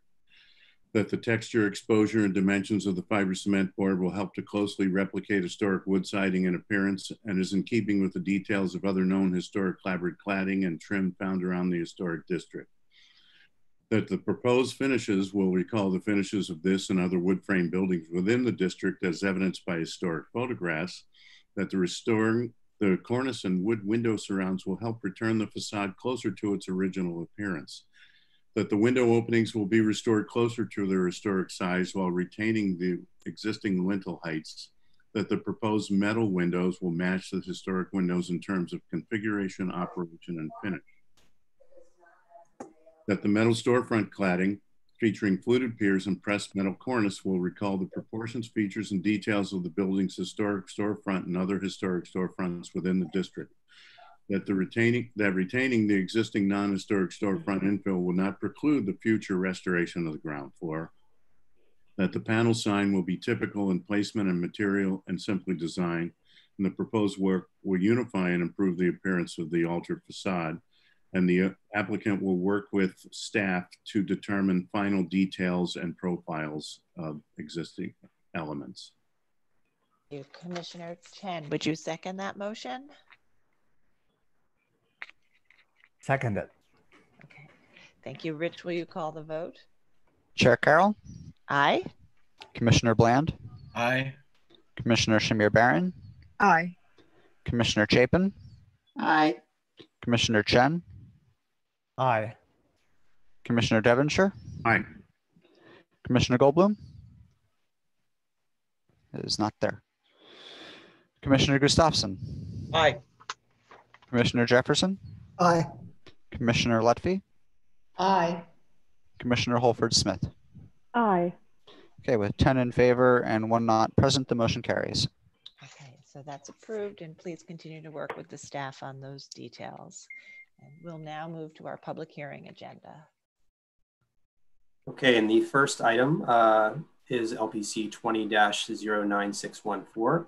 Item number 1, this is an application for a certificate of appropriateness in the Borough of Brooklyn, Block 268, lots 39, 43, and 44, 54 to 66 Livingston Street in the Brooklyn Heights Historic District. 3 row houses built in 1845 to 47 and 2 row houses built in 1861 to 79, all later altered. The application is to replace windows throughout. Commissioners, the applicant has joined the hearing. Please state your name for the record, and you now have control of the presentation. Please begin.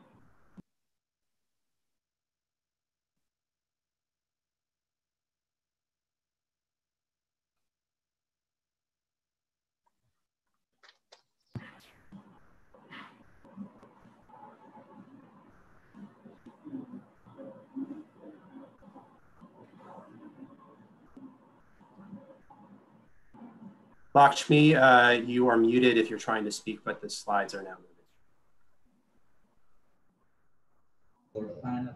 Can you hear me now? Yes. Okay.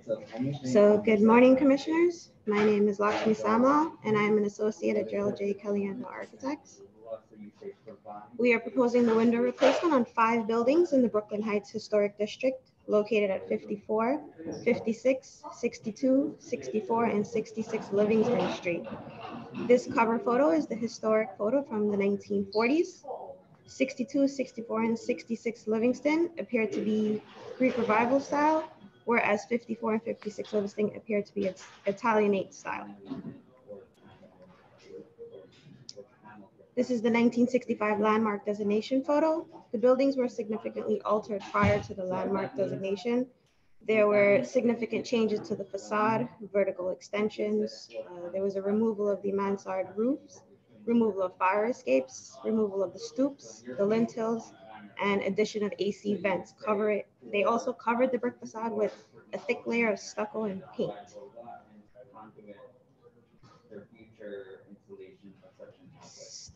The next 2 slides are the 1980 tax photos showing the paint over the stucco, but no other significant alterations since the 1965 designation.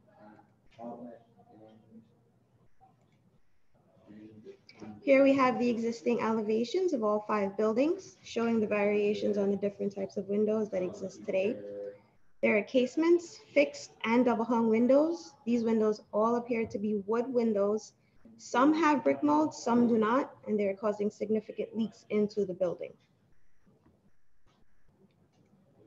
We are proposing to replace all windows with crystal double hung aluminum windows painted black.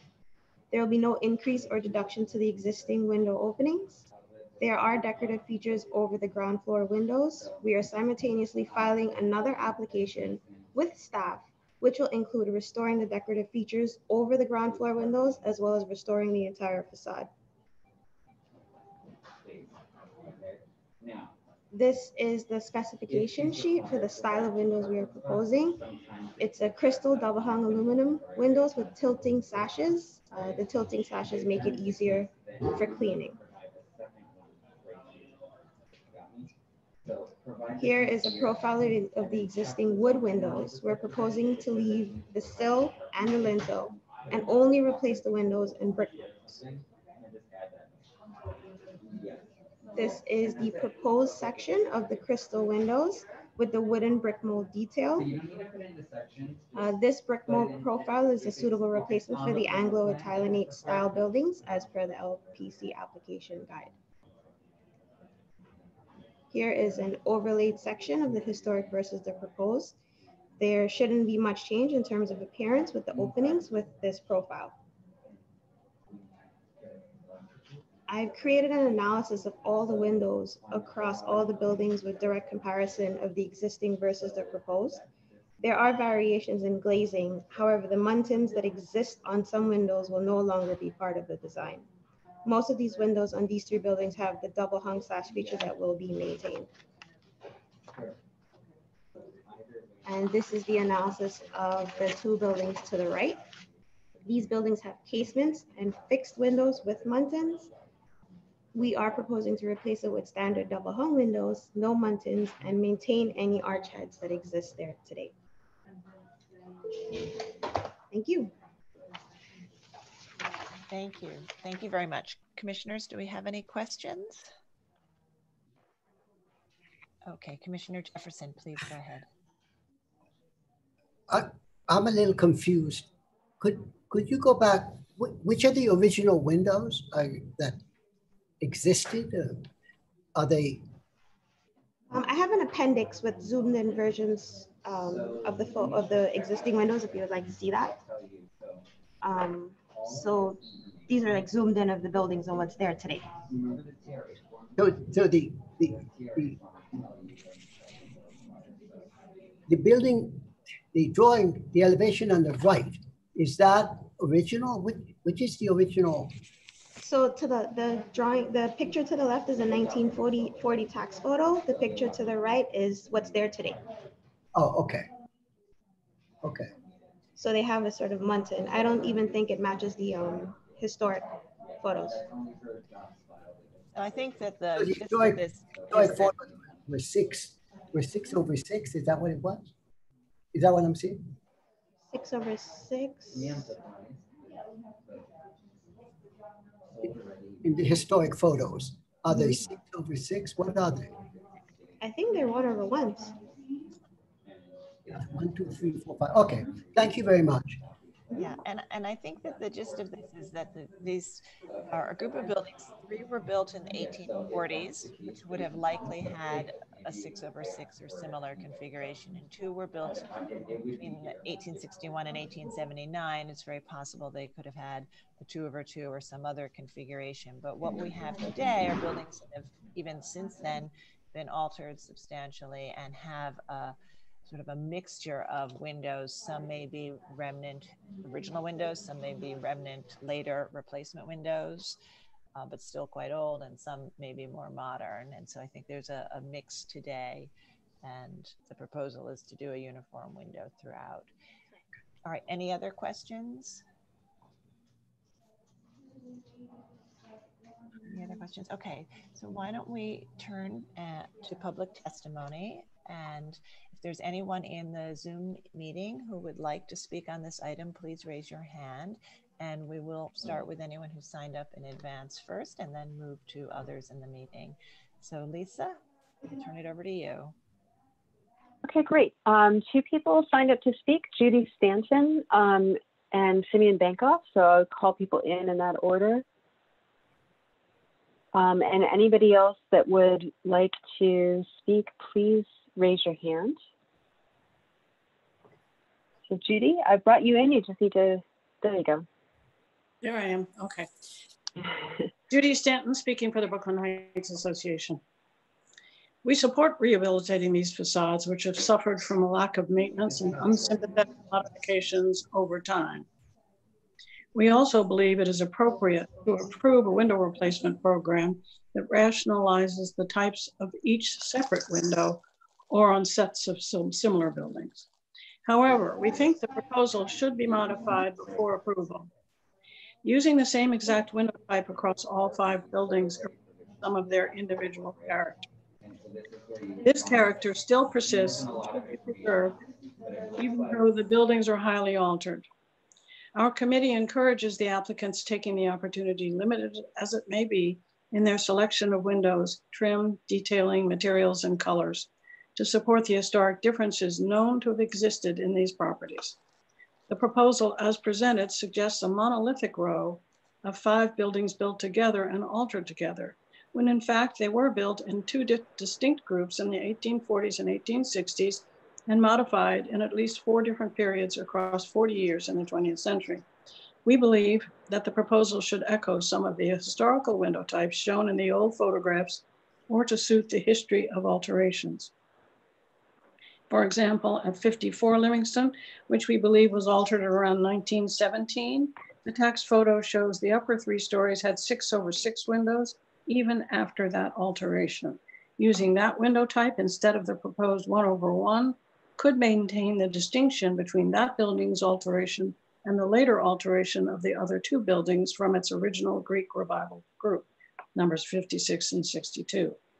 At number 62, changing the sash top type on the top floor would better suit the small proportions of the window openings and reflect that this was a later addition. And for numbers 64 and 66, a similar change at the top floors would better reflect the placement of the windows in what were originally mansard roofs on these circa 1869 Italianate houses. In addition to preserving existing wood brick molds, we would also suggest that historic replicas be added to any window openings that do not have them at both the header and jamb to avoid any unnecessary use of sealants as gap fillers.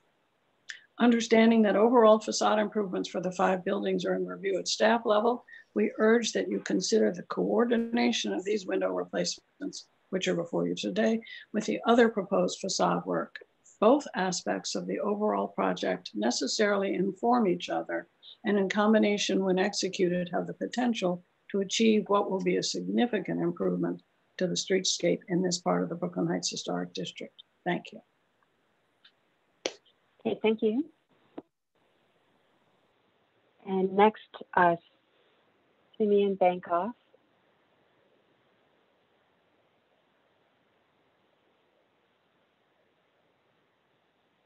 Okay, Simeon, I've brought you in. Good morning, Commissioners. Simeon Bankoff, Historic Districts Council. Let's just see. Are we on? Yeah. Yes, we can hear you. Thank you. HDC does not support this proposal. While the buildings lack integrity at this moment, this proposal does nothing to help them better blend into the Brooklyn Heights Historic District. Instead, the proposed 1/1 aluminum windows further cheapen this unfortunate swath. While not original, at least the 2/2 windows help attenuate the facades of these buildings and offer a hint of character. This is a large project comprising 5 separate buildings. 5 buildings is nearly half the size of some historic districts. The extraordinary value derived from the location of these buildings within this historic district, the oldest one in New York City, should be reciprocated by proposing work that at the very minimum moves these properties in the proper direction. We further agree with our colleagues at the Brooklyn Heights Association with their specific recommendations for possible changes. Thank you. Okay, thank you. And I don't see anybody else with their hand raised. I think that's all for the testimony. All right, and Rich, did we receive any written testimony? No other written testimony. Okay, thank you. Okay, so let's turn back to the applicant. Would you like to respond to any of these comments, particularly the notion of different window types for different buildings?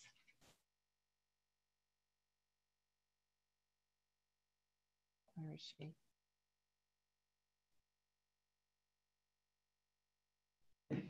Hi. We did propose to the owners after reviewing with the Brooklyn Heights Association of possibly maintaining some sort of features with the windows that existed today. However, after further analyzing the historic photos versus what's there today, the windows were all replaced prior to the designation. And when we looked at the historic photos that existed in 1940, they were mainly double hung windows. And they increased a lot of the openings through the alteration, which is where in some instances, for example, you get 66 Livingston Street and you have a large window on the top left with a fixed in the middle and two casements to the left and the right. But as you can see in the historic photo, it was a mansard roof with a small dormer-like feature. So in terms of just trying to maintain what was there historically, we believe that the double hung would be the best feature. We can consider possibly doing a fixed in the middle and not 3 double hungs in a row, but that's solely up to recommendations from the commissioners as well as confirmation from the owners. Okay, commissioners, do we have any final questions? And I'm starting to unmute or ask to unmute you all so we can make a motion to close the hearing. So, okay, and Commissioner Bland, would you make a motion to close the hearing? So moved. Commissioner Lutfi, would you second that motion? Second. Okay. All right, and maybe if we could put on the screen a slide that shows all 5 buildings together.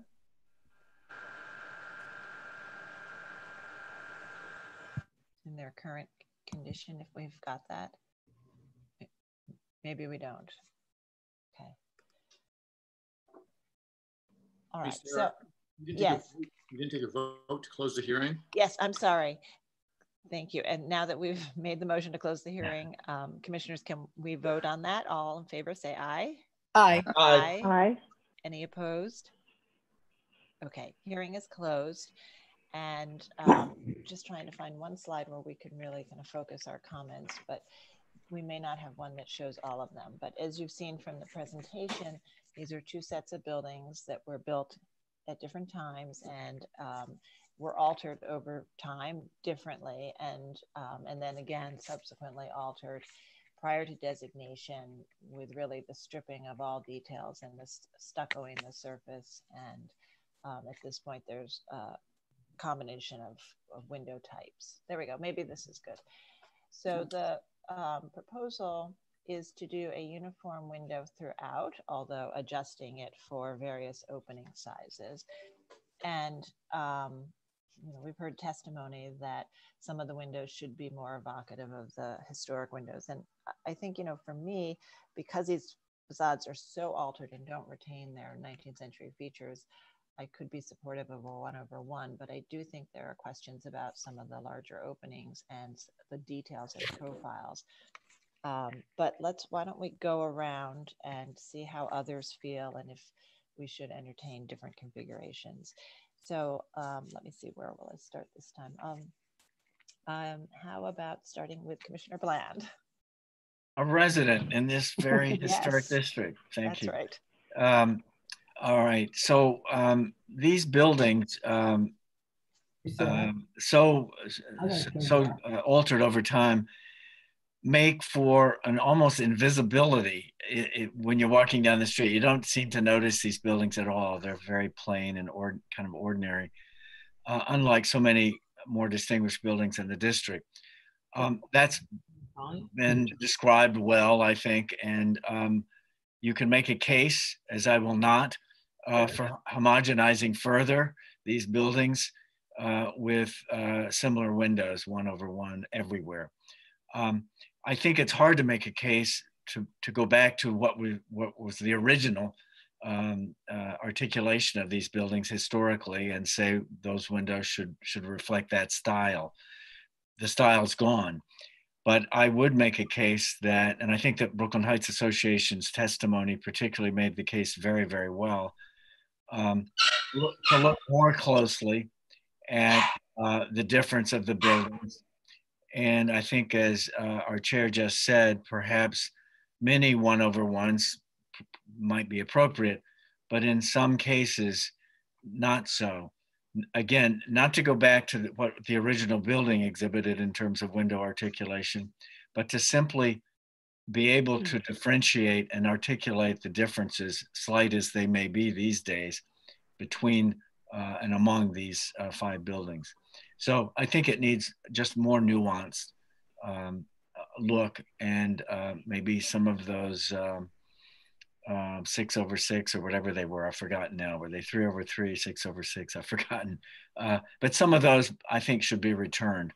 But certainly many of the 1/1 seem to be probably appropriate as well.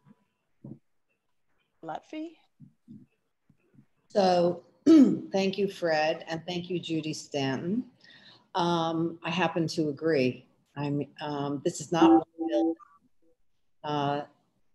We have a group of buildings here with individual characters, as Fred said, that now look kind of homogeneous, and I think it makes sense to go back and look at some of the historic features that would help better differentiate them and help them to contribute to the landscape in a way that makes sense, architecturally and historically. I also, and I would defer to both Commissioner Devonshire and Goldblum on this. I also think we could maybe take another look at the window itself that they are recommending. I'm not sure that crystal windows are the best windows to accomplish that goal, but I could be wrong. Jefferson? Oh, I agree with the critique from the critique earlier, and I agree with my fellow commissioners that each one of these buildings should be looked at as a precise building, and maybe the windows then thought of for each individual building. So a more precise analysis of each building.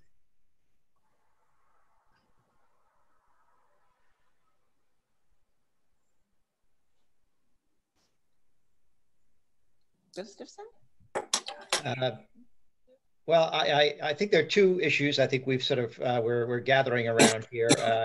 One is whether we should just go along with the fact that the details are gone and live with no details forever. And then if we do require something more than just 1/1s, you know, do we distinguish between the two different building types, or more than two different building types that we're looking at? You know, I think Commissioner Bland pointed out, you know, one might argue for, you know, letting it go, you know, after it's already been, the building has already been stripped. And I wouldn't support that idea either. You know, to make a dramatic change in these buildings doesn't take much. The windows will do that job, and they're going to do them anyway. So if it's a must-do project, it should be done with a lot more attention to detail. I don't, obviously, again, I agree with Commissioner Bland. I don't, you know, you can't go back to original that you don't know what it was.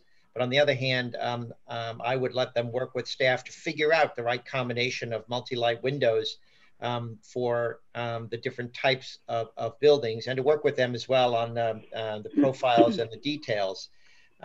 You know, this is one of those situations where we're talking about the first step in bringing back what were very interesting buildings at one time. You can be forever right or forever wrong. And especially in light of what the applicant said earlier, that they're going to be proposing a restoration of the facade, you might as well do it right.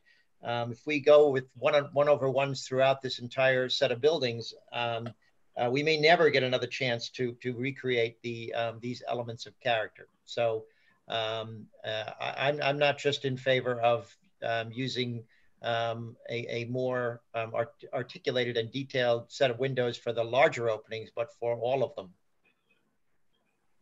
Okay, Commissioner Shamir Baran. I'm in agreement with those comments, as well as Commissioner Bland's. Differentiation is important here, and the reason that we're looking at it in the first place means that there's value that we'd like to see restored or retained. So it's important for them to work with staff to identify how to create this differentiation, even if not returning to some original historic. Commissioner Holford Smith. I agree with most of the comments that have already been said, especially Commissioner Gustafson's comments about this being the opportunity to return these buildings, to start to return these buildings back to a semblance of what they were originally. And as we've in the past have used this sort of theory that the simpler the facade, the more important the window is. In this case, facade having been stripped, the windows become even more important. So I think working with staff to identify for each individual building the appropriate window type for each type, and not the blanket one over one. Okay, thank you. Commissioner Chapin? I agree with most of the previous commissioners. The windows that are proposed, unfortunately, I think the profiles and details don't really match what you would be looking for the historic windows. And while because of the large changes, I don't feel a need that all of them have to return to multi-light or something of that nature. I think that some differentiation would be good. And I also think that since the applicant does plan to add some historic details as they expressed, that if they could work with the staff, I guess, to really try to achieve a more windows that were more appropriate for the historic condition, and with creating some variation in between individual buildings. And I could certainly see that from my point of view, some of them could be one over one. Okay. Commissioner Goldblum, I know you were away for a bit. Do you? I got it. Thank you. I agree with Fred and John and Diana. I think that variation. I would also emphasize, I think it was Fred's point that the windows, quality of the windows should be looked at by staff and should meet the quality of windows that we would normally accept at a staff level, including brick molds and things like that. And I think that the applicant, in working with staff, should look at the fenestration sizes on those top floors where the openings were modified as well. Just because they're two double hungs now and a single opening doesn't mean that that's the best solution. And that should be developed in the context of their intended restoration, recreation, historicization of the facades. Okay. Commissioner Devonshire. Yeah. Thanks, Sarah. I obviously I agree with my colleagues. I think Fred said it. He used the word nuance, which is what they need here. And it would be very easy for our highly qualified and talented staff to work their magic with this applicant and come up with a design that would be successful here. Jean brought up a very good point, whether or not this particular brand of window is suitable for this application. And I took a note when we were looking at a section through the windows, and I noted that in the extant windows, the meeting rails are 1 3/8 high, and in the new windows, they're 2 1/4. That's a doubling. I mean, I can't even say how offended I am at that change in design. And so I would urge the staff to work with this client to use a window that's actually going to be somewhat replicative of an historic window and not these monsters. And Commissioner Chen. I couldn't agree more. I think the details and as Commissioner Devonshire and Fred has said, I think in this case, the individual buildings, and especially the upper floors, really, we're counting on our great staff to really work with the applicant on this detail, because it would be a shame if it's not modified. Okay. All right. Thank you all, commissioners. So I think what we'll actually do today is not take an action. I think, you know, the staff can certainly work with the applicant on the details, but the question about what the variety and different configurations should be, I think, is something that is not so clear cut and something that I think we should bring back to you all. I mean, certainly one could look at 2 buildings and 3 buildings and think about sort of distinguishing them that way. I mean, I would point out that in rows of buildings that historically were built at the same time as a row, they would have had the same window type. So having, you know, consistent fenestration among a row is not sort of at odds with a historic condition, but we have 2 separate rows here, so that's one way that one could think about it. We have some altered openings. That's another way that one could think about it. But I do want to point out that these buildings, while they're going to do some work with staff on restoration of some details or, you know, details that are more historic appearing, these buildings are not being restored. That, you know, the mansards have been replaced with facades that have been raised. The stoops have been removed, and so, you know, the buildings at this point are not being restored. And so I think, you know, trying to determine the original configuration for each of the windows, to me, doesn't seem as important given the level of alterations. But I do think that something that relates to the 2 different rows, or distinguishes the 2 different rows, and relates to the streetscape in terms of details and configuration, particularly in those odd openings that have been altered, I think would require some work. But because we have a variety of opinions here on how to differentiate it, I think it's something that we should bring back to you all. So the staff will work with them on some revisions, and we'll bring it back as soon as they can pull together a revised proposal. So we'll take no action today and move to the next item. Okay, I'm hoping you can hear me. I just lost power, but I'm on my phone. Can you hear me? Yes, we can hear you. Yes. Great. Okay, we're going to move to item number 2. This is LPC 20-11062, an application for a certificate of appropriateness in the Borough of Manhattan, Block 229, Lot 6. This is 351 Canal Street in the Soho Cast Iron Historic District. Store building with neo-Grecc style elements designed by W.H. Gary Lohr and built in 1871 to 72, and the application is to remove a fire escape. And the applicant has joined the hearing. Please state your name for the record. You now have control of the presentation and you may begin. Just remember to unmute yourself as well.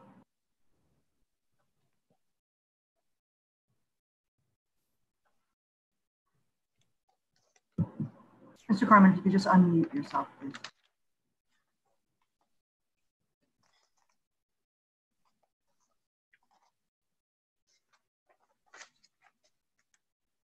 Unmute. Can you hear me now? Yes. Technical difficulties, I love it. Can I repeat myself? I'm Alfred Carmen, architect, or involved with the restoration of the facade at 351 Canal. I'm here to try to convince the commissioners to remove a fire escape, or 2 fire escapes, one on Canal Street and one on Worcester Street. I think basically I'm going to refer to my presentation documents, and I'll walk you through each one as we go and try to justify, or try to at least get my opinion on why I should remove the fire escapes.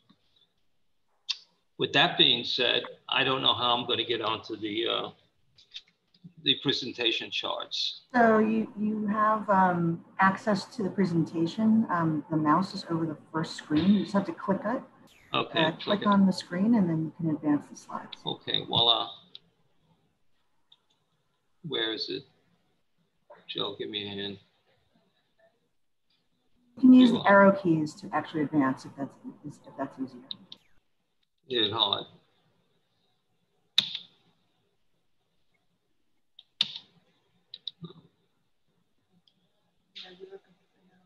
Okay, it seems nothing's popping up. As fate would have it. There it is, the miracle of electronics. We got page 1. Statement. We went going through the alteration process, and the building is going to be repurposed, and it'll be a commercial building in lieu of a residential, loft residential structure as it exists now. The fire escapes are not permitted in a commercial setting. I should mention, I did go to the building department requesting a reconsideration because of the fact it's an historic district and it's historic fire escapes. And I would like to use them in lieu of putting a second means egress in the building, since it would save a lot of space and it would open up the space for a nice loft feeling as far as commercial space goes. I was denied that request, so therefore we developed another scheme using two means of egress from the building, and we no longer need the fire escapes. Now, based on the preservation rules of the Preservation Commission, quote, fire escapes are not original to, in other words, if you consider, I'm asking you to consider a few elements. I realize this in the cast iron district, and it is more than just these rules. Well, one is the fire escape's not original to the building. The fire escape on Worcester Street is not original to the building. It was built somewhere in installed somewhere in 1976, 78. And the fire escape is not mentioned in the LPC designation report.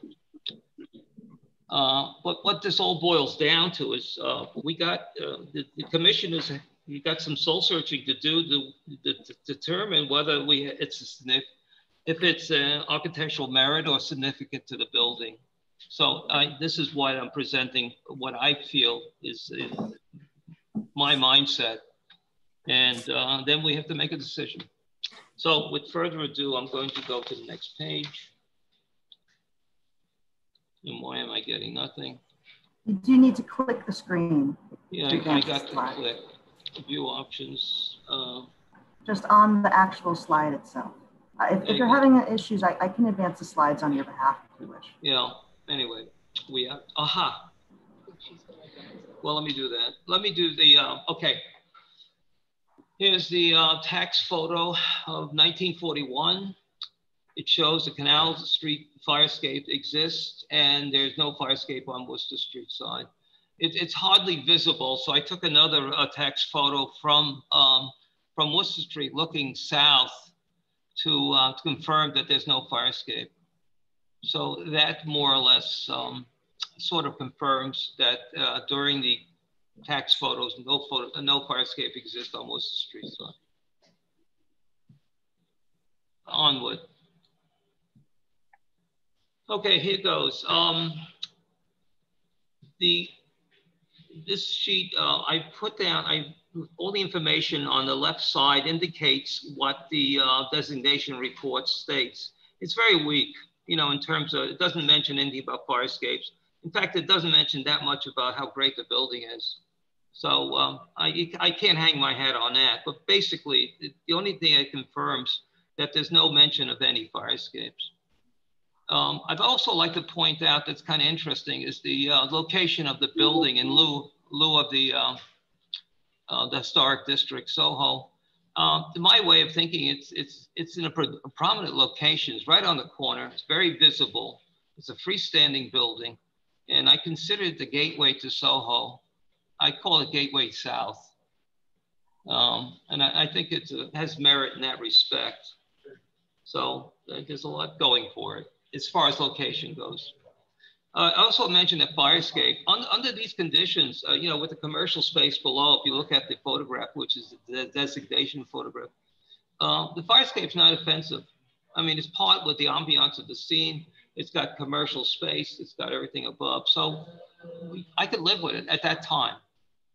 And it wasn't a problem. It was going to stay that way. We restored it. We painted it. We cleaned it up. And we made a good, you know, made a bad situation pretty good. So I'm going to go on to the next sheet. HL. Thank God for Jill. Otherwise, I'd be,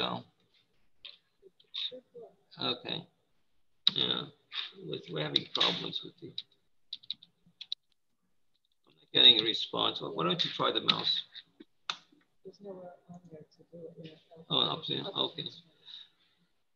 This is the building fully restored, except for the sidewalk. We're putting the glass sidewalk as we speak. Now let's look at the right photograph is Canal Street.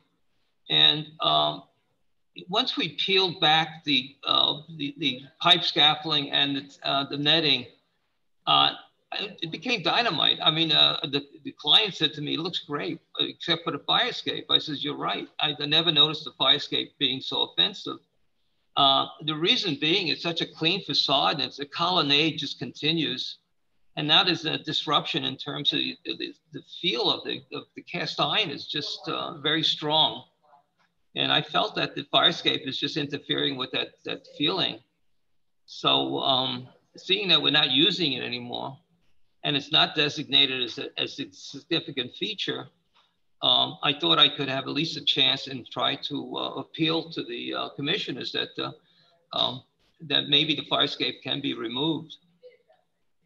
Now, with the left photograph, that's with Worcester Street. Now, Worcester Street has the fire escape was installed, as I mentioned, they went through a restoration process or interior restoration, and they converted the building into artist residence on the 3rd, 4th, and 5th floors. And at that time, they needed a fire escape in order to make this thing work. So it got on, but I don't have it. There's no history of it ever being filed with anything. It exists. It's not a label off fire escape either. It's just a regular fire escape. It doesn't have that typical, metal windows and metal doors that is associated with label law type fire escapes. So it just sits there. I should also mention that there's no structural element that's supporting the fire escapes. It's strapped to the sill and it's bracketed to the spandrel, cast iron spandrel below. So it's relatively easy to dismantle without any interference with the facade. So with that being said, I'm going to move on. Okay. Now we're back to the, is that a sequence? This is what it looks like prior to the restoration. This is in 2018. Again, the reason I'm showing this because there's a great picture of the corner of Canal Street and Worcester Street. Again, the building, the fire escape in this case sort of goes with the building, with the plywood, yada, yada. But it doesn't, once you restore the building, it has a different appeal altogether. So it's an entirely different looking building at this point. Also, it gives you a flavor of what the corner looks like as you go down the street. It's a standalone building. It's not like it's clustered with a bunch of other cast iron buildings, and which kind of relate to cast iron and what have you, in terms of fire escapes. Like if you go down Green Street and you walk north of Green Street, the whole street is just full of cast iron buildings butting each other and with fire escapes. And it has a great feeling, especially when the sun hits it. You see all kinds of shadow lines. It's really dynamic. In this case, I don't get that feeling. It's standalone and it looks great without the, without fire escapes. Okay, onward. Now here's a view looking down. Okay, I'm on Canal Street. I'm looking east towards the bridges, and just to give you a feeling of how pronounced the building is on that corner. This is after it's been restored. Luckily, you can't see the fire escape that well, so it'll give you a flavor of what it looked like without the fire escape.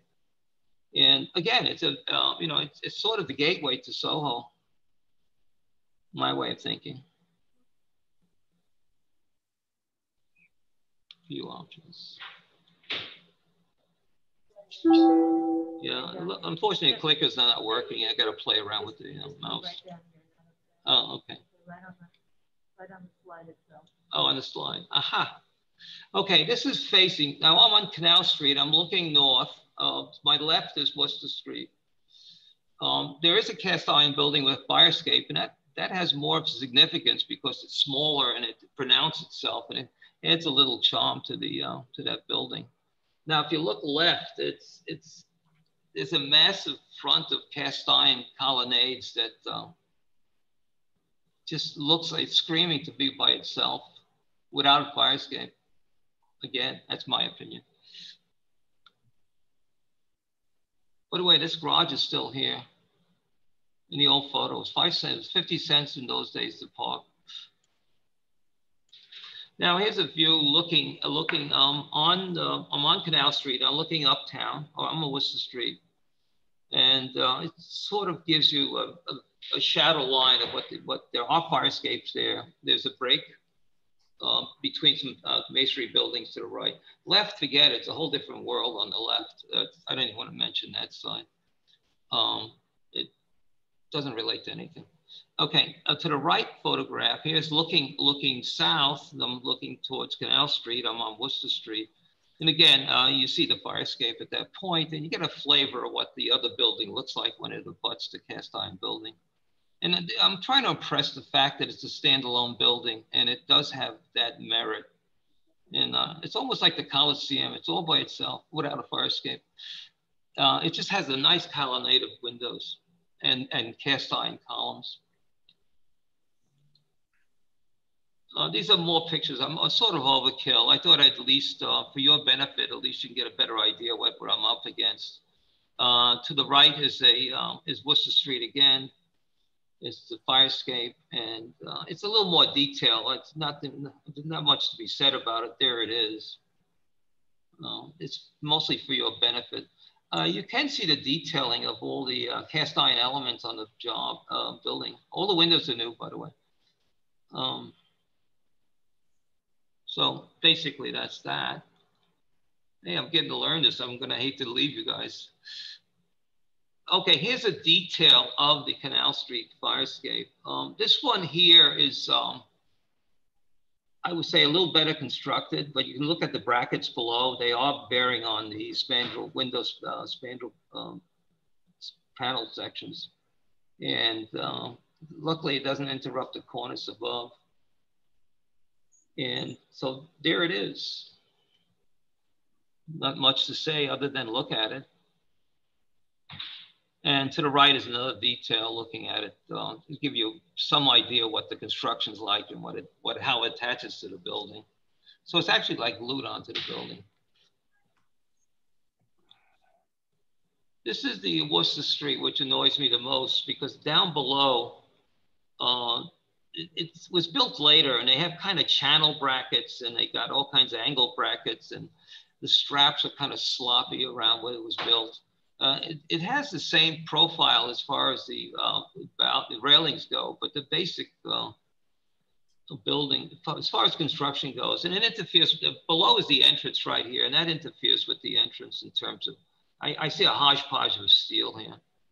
And same here. So this is, this one was never approved. It was put in, as I mentioned, in the 70s.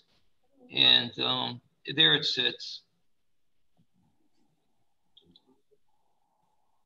That's basically it. So what this all boils down to is the commissioners have to do some soul searching. So whether to consider it an architectural merit as far as this fire escapes, or the architectural merit is in the facade itself. With that being said, the choice is yours. Okay, thank you. Commissioners, do we have any questions at this time? All right, not seeing any hands raised, we'll move to public testimony. And if you are in the meeting and would like to testify on this item, please raise your hand so we can identify you. And we will start with people who signed up in advance. And I'll now turn it over to Lisa. Okay, and we have one person that signed up to speak, and that's Simeon Bankoff. And Simeon, I've just brought you in as a panelist.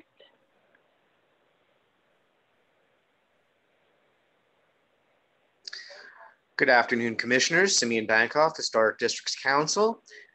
While this fire escape may not be original with the Worcester Street one, it is the Canal Street one is present in the 1939 tax photograph and therefore a historic feature of the building. Further, it's not a simple utilitarian fire escape, but rather a design and considered object. In fact, trouble was made on the Worcester Street side to replicate its attractive design on the second fire escape. Both fire escapes we feel, are well placed within the two bays of the large building and do not obscure any cast iron ornament. Just as cast iron buildings are largely a narrative about the evolution of fireproof construction, historic fire escapes on our city's former store and loft buildings also have a story to tell, even when they get scrubbed clean. we ask that the commission require the applicant to retain the fire escapes. Thank you. Okay, thank you. And that was the only person that signed up to speak, and I don't see any other hands raised. Rich, did we receive any written testimony? Yes, we do have a resolution from Community Board 2, which recommended approval on the condition that the Canal Street fire escape be retained. Okay, thank you.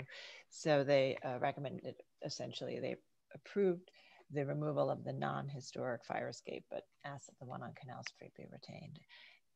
Okay.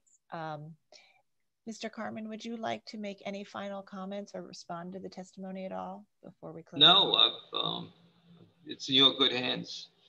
Okay. As far as the decision goes. All right. Commissioners, do we have any final questions? Okay, not seeing that. I'm going to suggest that we move to our discussion. So Commissioner Shamir Baran, would you make a motion to close the hearing? So moved. And Commissioner Jefferson, would you second that motion? I second the motion. Okay, all in favor of closing the hearing, say aye. Aye. Aye. Opposed? Okay, so the hearing is closed, and why don't we start our discussion? I think we understand that we have a decorative, not original, but historic fire escape on one side and a more utilitarian fire escape on the Worcester Street side. And the proposal is to remove both fire escapes. And this is before us because in certain historic districts where fire escapes were typical features in the streetscape, the commission must review those proposals, and the staff doesn't have the authority to remove them. So Commissioner Gustafson, would you like to start the discussion? Well, it's going to be brief. Normally I have in the past stood for the fire escapes, but in this case, neither of them are original to the building. So I don't have any particular affection for them. So I'm okay with removing them. Okay, great. And Commissioner Jefferson? I vote here. Return to architect's original intent for the facade.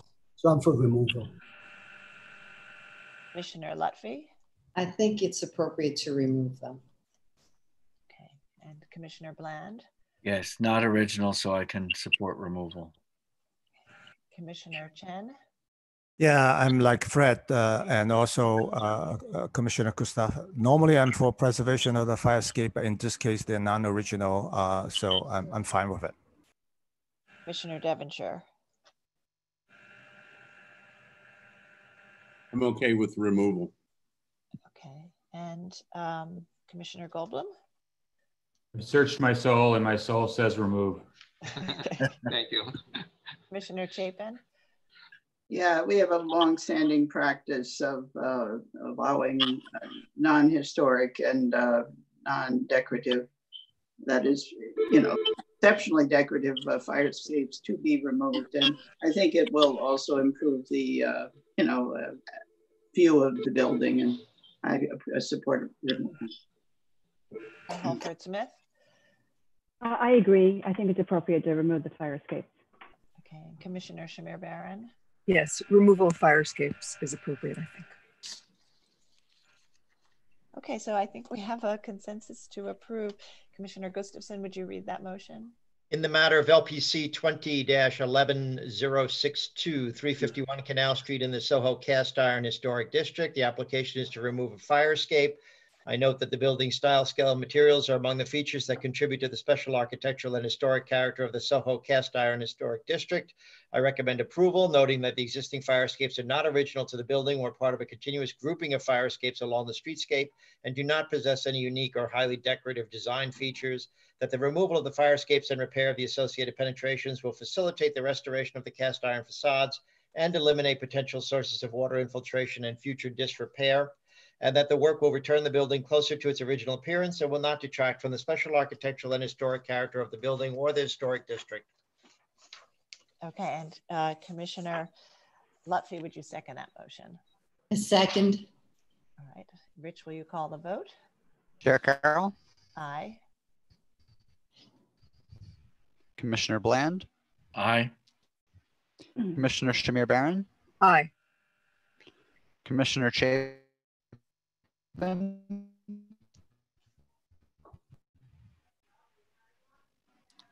Commissioner Chapin. Aye. Commissioner Chen. Aye. Commissioner Devonshire. Aye. Commissioner Goldblum. Aye. Commissioner Gustafson. Aye. Commissioner Jefferson. Aye. Commissioner Lutfi. Aye. Commissioner Holford Smith. Aye. Okay, 11 in favor and unopposed. The motion carries. Okay, so that's approved. Thank you. Okay, We'll thank move you, to the thank next you. item. Okay, we're going to move on to item number 3. This is LPC 20-10671, an application for a certificate of appropriateness in the Borough of Manhattan, block 632, lot 52, 541 Hudson Street in the Greenwich Village Historic District.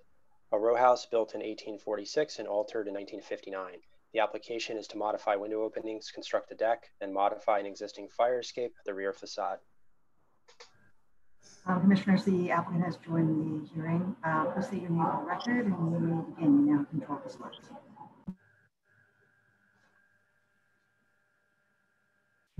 And just remember to unmute yourself and yourself on camera.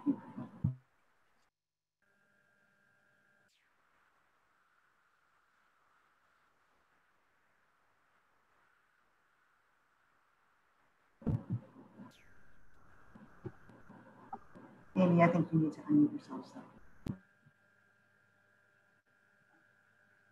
Can you hear me? Yes. Okay, perfect. Are we ready to proceed?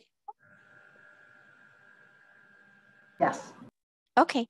Hi, my name is Amy Green. I'm here as the architect of record representing the project in the proposed renovations to the two-family home located here.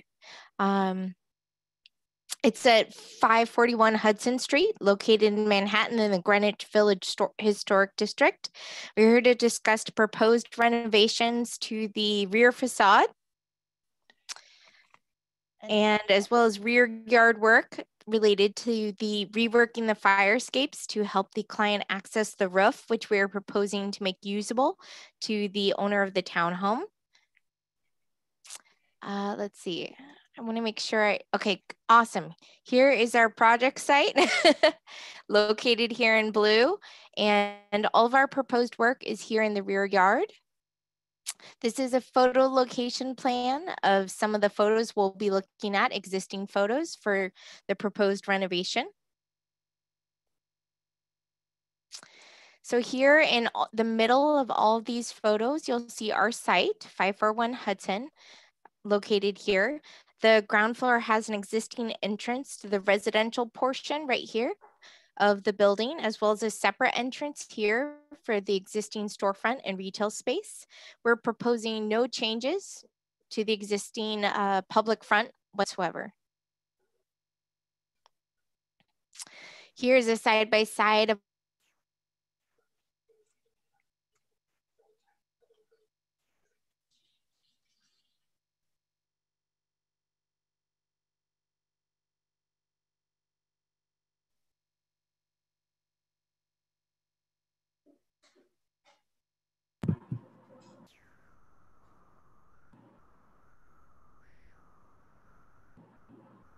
Amy, I think that you are muted again, or we cannot hear you.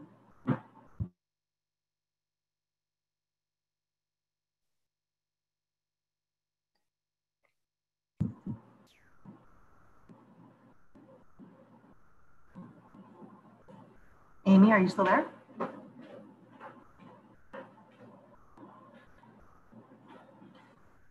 Okay, if the commission is okay with this, we can have staff just step in and go through the remaining portion of the presentation. Elizabeth, are you there? Yes, I'm here if you can hear me okay. Yes, thank you, Elizabeth. Please go ahead, and we'll Sure. try to reach out to the applicant offline to see if we can get her to phone in or find another way to speak. Yes, so just picking up where Amy left off, here are some existing condition photos of the rear facade. You can see the existing decks at the first and second floors, as well as the existing fire escape on the right, which is adjacent to an existing apartment building.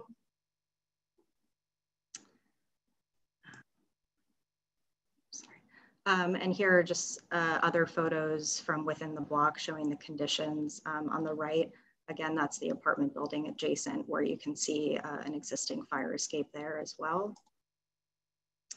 And some more photos of the interior of the block, another fire escape here on the left as well. So the proposal involves reconstructing and modifying portions of the existing decks, as well as adding a new deck at the top floor here. In addition to modifications to the decks and fire escape, the proposal involves modifications to window openings at all floors. So combining and altering these openings and adding new windows and doors at each floor, which you can see here. The existing 2 decks at the first and second floor will remain. The top floor deck is new. The proposal also involves installing new picket railings, as well as modifying this existing fire escape stair. That includes moving the stair over to the left side at the rear yard and installing fire escapes that are parallel to the deck. And finally, there is a ladder proposed to go up to the roof to provide access to the roof deck. So I'll just briefly go through the proposed plans. This is the existing cellar plan. Here at the rear yard, you can see that switchback fire escape stair, which will now be located on the opposite side of the rear yard. There is a masonry wall up against this side as well. Plans at each subsequent floor. Again, you can see the proposed fire escape up against the decks here. And finally, the top floor as well with a new deck and fire escape. And this is the roof plan showing the location of that ladder up to the roof, as well as the elevator bulkheads approved at staff level. And just the existing and proposed rear facade elevations again. And finally, the proposed materiality: metal picket railings at the decks, wood decking to match existing multi-light windows. So let me just go back to the proposed rear facade. Thanks. Great, thank you very much, Elizabeth. Commissioner, I believe the applicant has rejoined the hearing, so if she may want to comment. Great. So I think we now understand the scope of the work. So if there's anything you'd like to add with respect to appropriateness, please do so now. Elizabeth, I'm so sorry about that. Can you all hear me now? We apparently had like a glitch in our internet. Yes, we are back. I'm so sorry. That's okay. So is there anything you'd like to add? We understand the full scope of the work now, but anything that you'd like to add about the appropriateness in this particular context? Our goals are really to try and take, this slide is perfect. Thank you so much, of basically taking all these different arrangements of the elevation, trying to make it more congruent on the back to give more masonry on each side more equally and just make everything more consistent, as well as making the decking and railings more consistent with the historic character. We will be replacing them all. We will also make them parallel to the building rather than perpendicular and kind of double run as they are now. And any other questions I would be happy to answer. And I'm sorry I missed you for about the last couple minutes. So that's okay.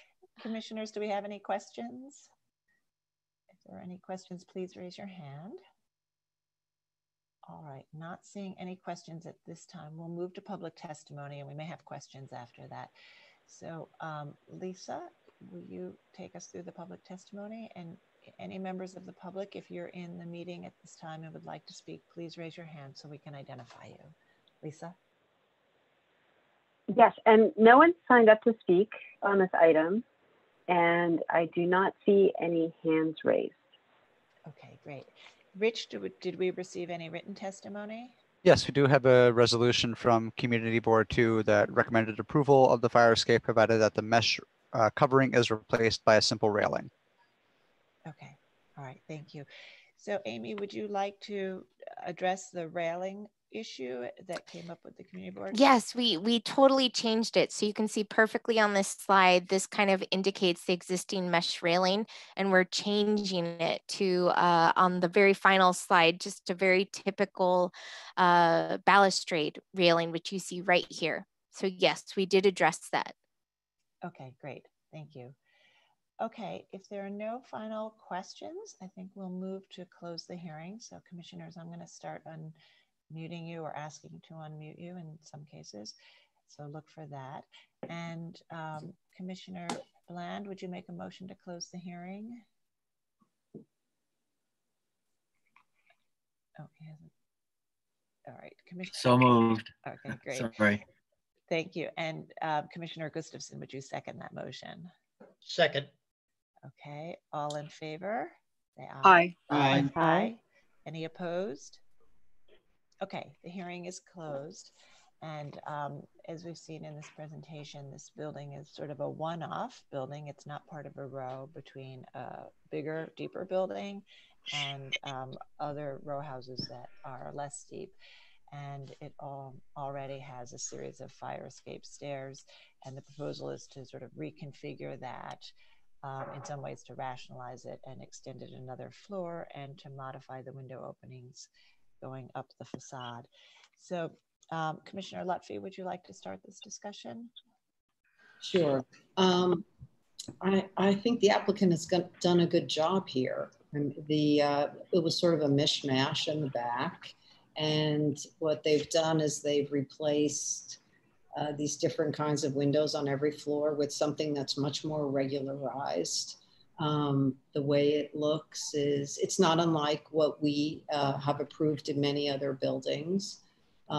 The fire escapes work well with it. I think I could approve this. Okay, great. Commissioner Bland? Yeah, I'm in a similar camp.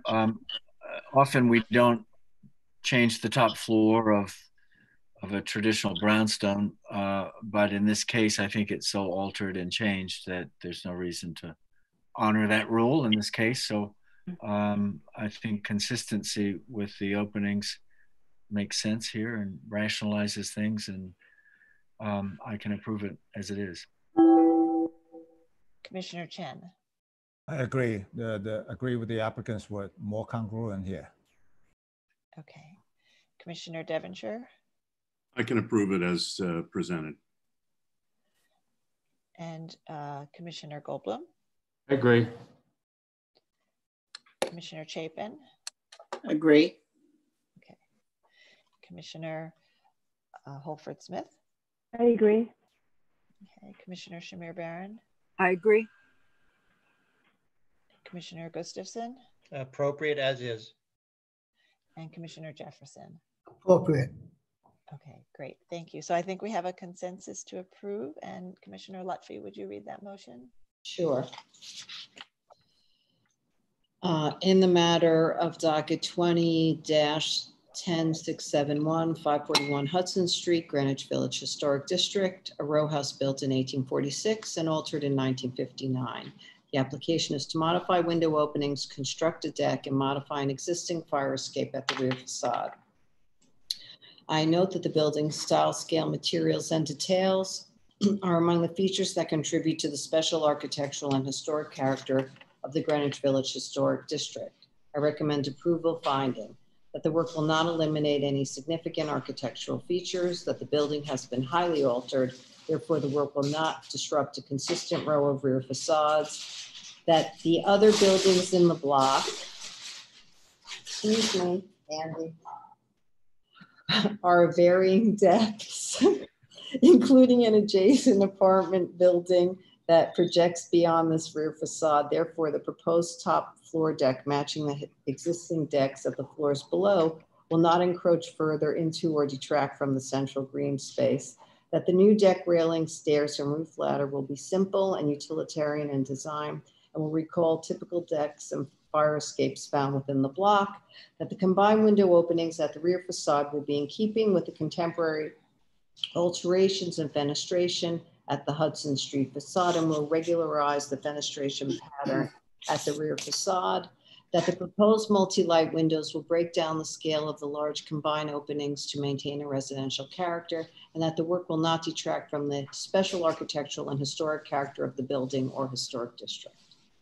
Hey, Commissioner Bland, would you second that motion? Second it. Okay. And Rich, will you call the vote? Chair Carroll. Aye. Commissioner Bland. Aye. Commissioner Shamir Barron.